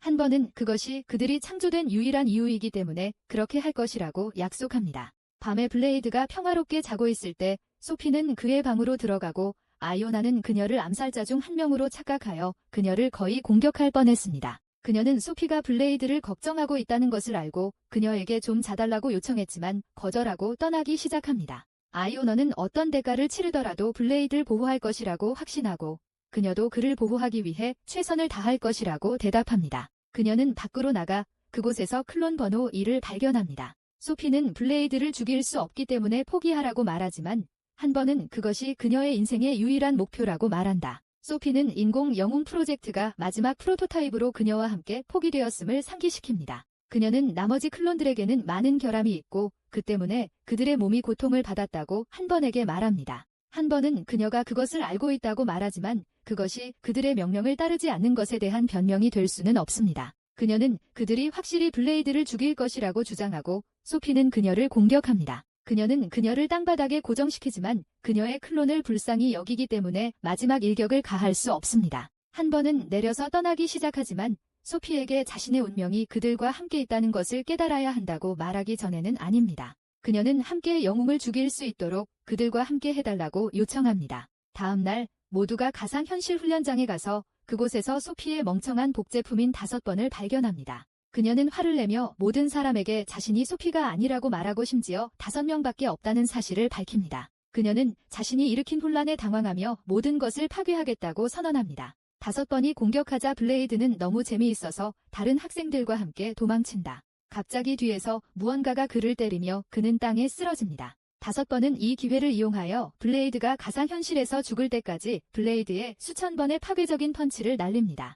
현실 세계에서 깨어난 그는 모두에게 5번에 대해 묻고 그들은 그녀가 그를 죽였다고 생각해서 행복하게 떠났다고 대답합니다. 일라이어스는 가상현실을 사용하여 암살자를 속이려는 계획이 성공했다고 말하고 어니스트는 그들이 그것을 깨닫지 않기를 바랍니다. 불행하게도 5번은 블레이드가 자신을 속였다는 사실을 깨닫고 복수를 위해 돌아옵니다. 그녀가 학교 건물을 파괴하는 동안 그가 그녀에게서 도망치자 아이오나는 블레이드에게 그들이 싸우기 위해 빈 곳으로 향해야 한다고 제안한다. 바로 그때 또 다른 클론이 나타나 그를 공격합니다. 그는 그녀의 공격을 간신히 피하고 아이오나는 두 소녀 앞에서 트월킹을 하며 조롱하러 간다. 그러나 일부 방법은 효과가 있었고 소녀들은 정말 분노했으며 블레이드는 어니스트가 일부 마술사와 함께 기다리고 있는 장소로 그들을 유인합니다. 그녀는 클론이 그렇게 쉽게 죽지 않을 것이기 때문에 클론에 대해 모든 힘을 사용하라고 말합니다. 그들은 온 힘을 다해 소녀들을 때렸지만 그중 한 명만 쓰러뜨렸습니다. 어니스트는 불마법으로 다른 한 명을 날려보내지만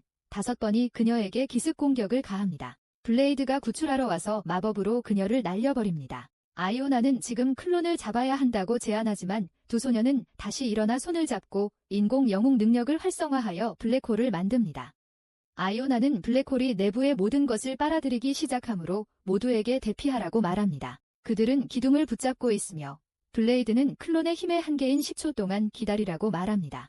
10초 후에 붕괴되지만 블랙홀은 여전히 활성화되어 있습니다. 그것은 2명의 소녀를 빨아들이고 블레이드는 그들이 우주 스파게티로 변하는 것을 막습니다. 갑자기 소피가 그곳에 도착하여 중력 마법을 사용하여 첫 번째 블랙홀을 무력화하는 두 번째 블랙홀을 만듭니다. 그녀는 10초 안에 그 일을 성공했고 블레이드는 그녀가 땅에 쓰러지는 것을 붙잡았습니다. 바로 그때 나머지 3명의 클론이 그곳에 도착하여 부상당한 동료를 데리고 블레이드를 응시합니다. 소피는 밤에 블레이드와 함께 병원에서 깨어납니다. 그는 아무도 죽거나 중상을 입지 않았다고 말하면서 그녀에게 사과 몇 개를 줍니다. 소피는 그 소식을 듣고 기뻐하며 블레이드는 그녀에게 자신의 클론에 대해 더 많은 이야기를 해달라고 요청합니다. 그녀는 그것들이 모두 최근에 그녀와 동일한 원천 물질과 기술로 만들어졌으며 인공적인 영웅의 힘이 깃들어 있다고 대답합니다. 소피는 자신이 왕에게 구출되는 동안 세 소녀들은 그들을 도와줄 사람이 없다고 주장합니다. 블레이드는 자신도 그녀의 클론들과 친구가 되고 싶다고 말하며 어니스트가 그들을 아카데미에 등록하도록 제안했을 때 옳았다고 믿습니다.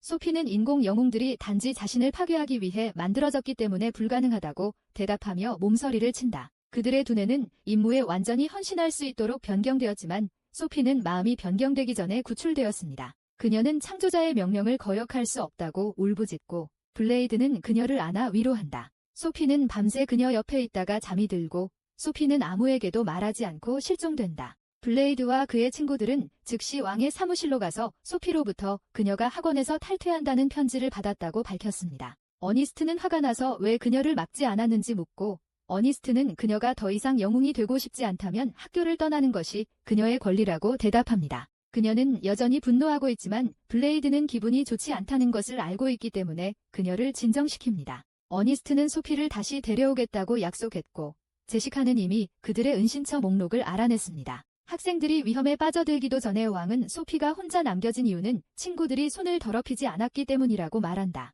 그는 클론을 막을 수 있는 유일한 방법은 그들을 죽이는 것이라고 주장하고 그것이 소피가 혼자 그들과 맞서게 된 이유입니다. 왕은 소녀의 결정을 존중하며 학생들에게 다음 단계에 대해 오랫동안 열심히 생각하라고 말합니다. 그러나 블레이드는 이미 마음을 정했고 소피를 찾을 준비가 되어 있습니다. 쿠프가 아이오너도 구조된 친구를 원하기 때문에 그와 합류합니다. 블레이드는 그들 중 3명뿐이라고 생각하지만 말은 그들과 합류하여 그녀와 마리아가 둘 다 소피를 구해야 한다는데 동의한다고 말했습니다. 그들은 문으로 걸어가기 시작했고 어니스트와 다른 사람들이 이미 그곳에서 그들을 기다리고 있는 것을 발견했습니다. 블레이드는 그들을 보고 충격을 받고 모두가 함께 임무를 시작하기 전에 늦었다고 그를 조롱합니다. 소피는 자신의 클론들이 사용하는 은신처 중 한 곳으로 가서 그곳이 비어있음을 발견합니다. 그녀가 그곳에서 돌아올 때 어니스트는 그녀를 발견하고 리서에게 연락하여 정보를 다른 사람들에게 전달합니다. 어니스트는 소피에게 다가가 소피에게 자신을 내버려 두라고 요청합니다.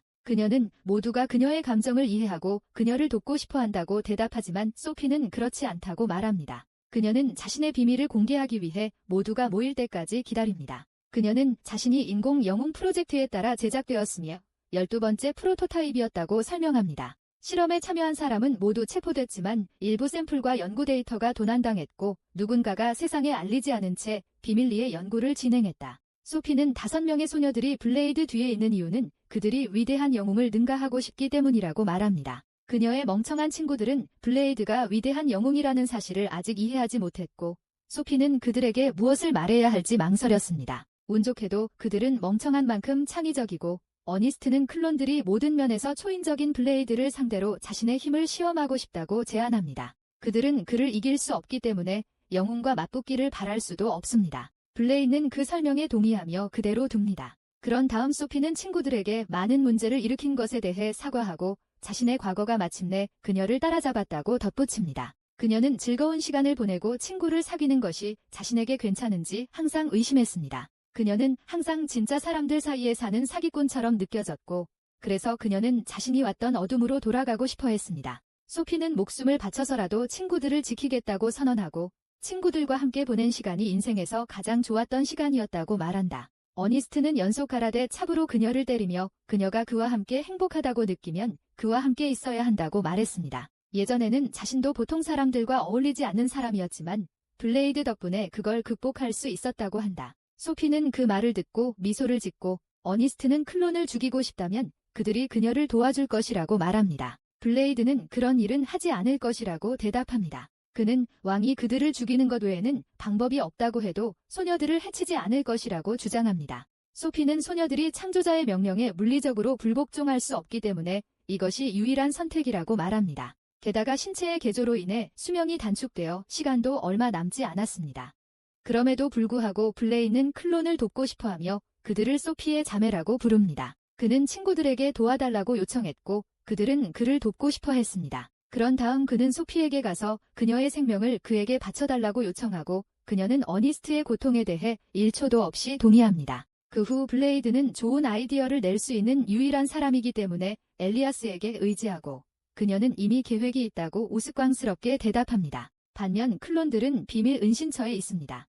4번과 5번은 몸이 좋지 않아 한 번이 더 이상 움직일 수 없게 되면 자원에서 처리해주겠다고 합니다. 그들은 그들의 말을 듣고 일어나서 아직 싸움이 남아있다고 말합니다. 그들의 창조자는 그 소식을 듣고 기뻐하며 자신의 연구가 옳다는 것을 증명하기 위해 위대한 영웅을 죽이라고 계속 촉구합니다. 바로 그때 다른 2 클론이 목표로부터 온 편지를 가지고 방에 들어와서 싸움에 도전합니다. 한 번은 도전을 받아들이고 이제 그것을 완전히 끝낼 시간이라고 결정합니다.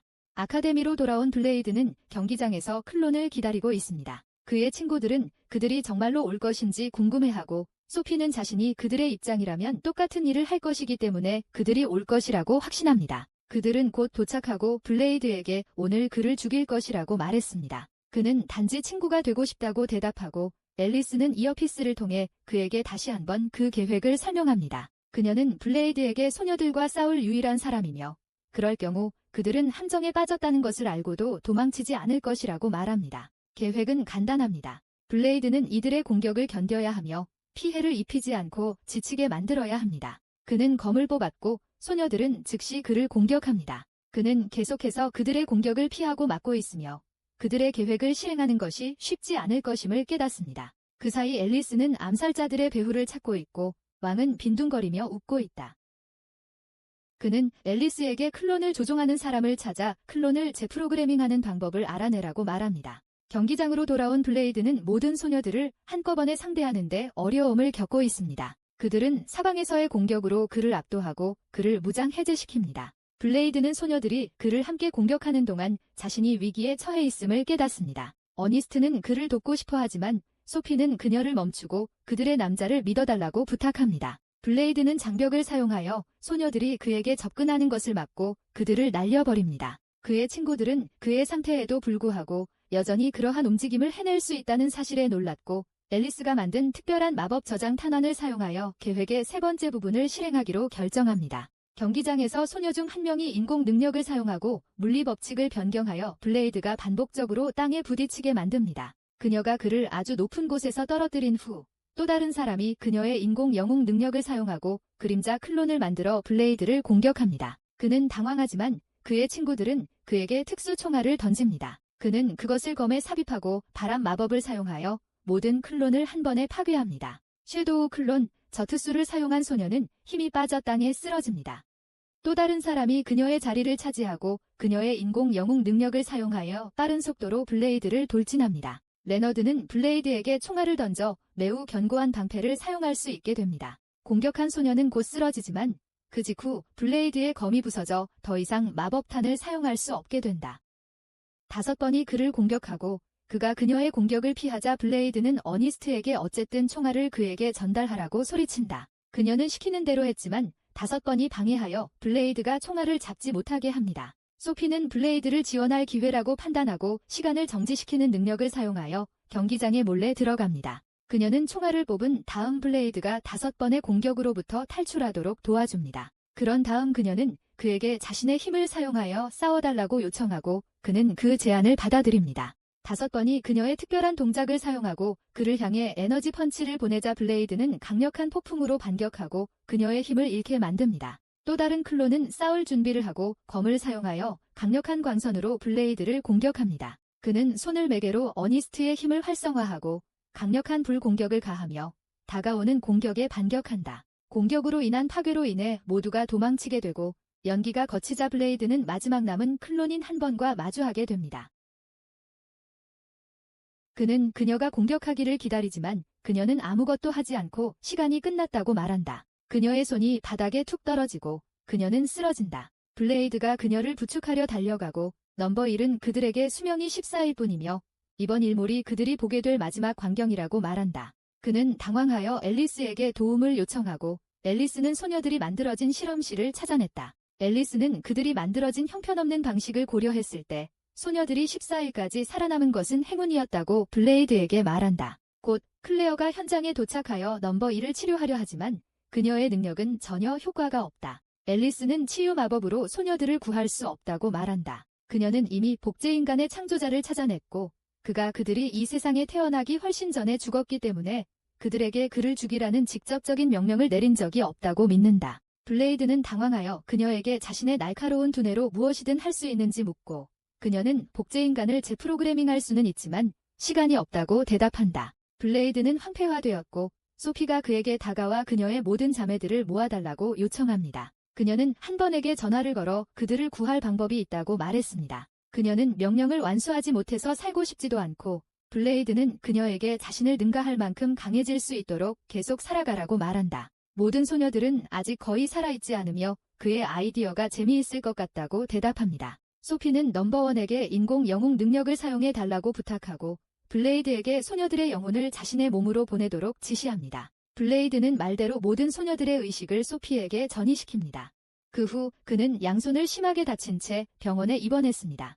소피가 그를 문병 오지만 표정으로 보아 블레이드는 그녀가 넘버1이라는 것을 알 수 있습니다. 그녀는 확인하고 그에게 빨리 죽일 수 있도록 빨리 나아지라고 말한다. 블레이드는 그녀에게 미소를 짓고 그러자 넘버1이 소피가 몸을 지배하게 한다. 블레이드가 잘 지낸다는 말에 그녀는 미소 지으며 기쁘다고 말한다. 그는 그녀에게 문나이트보다 더 많은 인격을 가지고 있는 것에 대해 어떻게 느끼는지 묻고 그녀는 귀찮지만 어떻게든 관리한다고 대답한다. 몇 주 후 왕은 제자들의 훈련을 돕기 위해 거대한 마법 짐승을 소환한다. 하급생들은 그것에 대적할 수 없고 쿠조차 용의 형태로도 쓰러뜨릴 수 없다. 왕은 제자들이 고군분투하는 것을 보며 웃고 그와 함께 있는 여자들은 괴물이 학생들에게 너무 강하다고 말한다. 괴물은 쿠를 쉽게 물리치고 그러자 어니스트는 마검이 무력해질 때까지 불덩이를 퍼붓는다. 그녀의 공격은 몬스터에게 전혀 효과가 없었고 레오나르트가 공격했지만 튕겨져 나갔습니다. 소피는 그의 창을 잡고 모든 자매들의 힘과 개성을 사용하여 몬스터를 공격했습니다.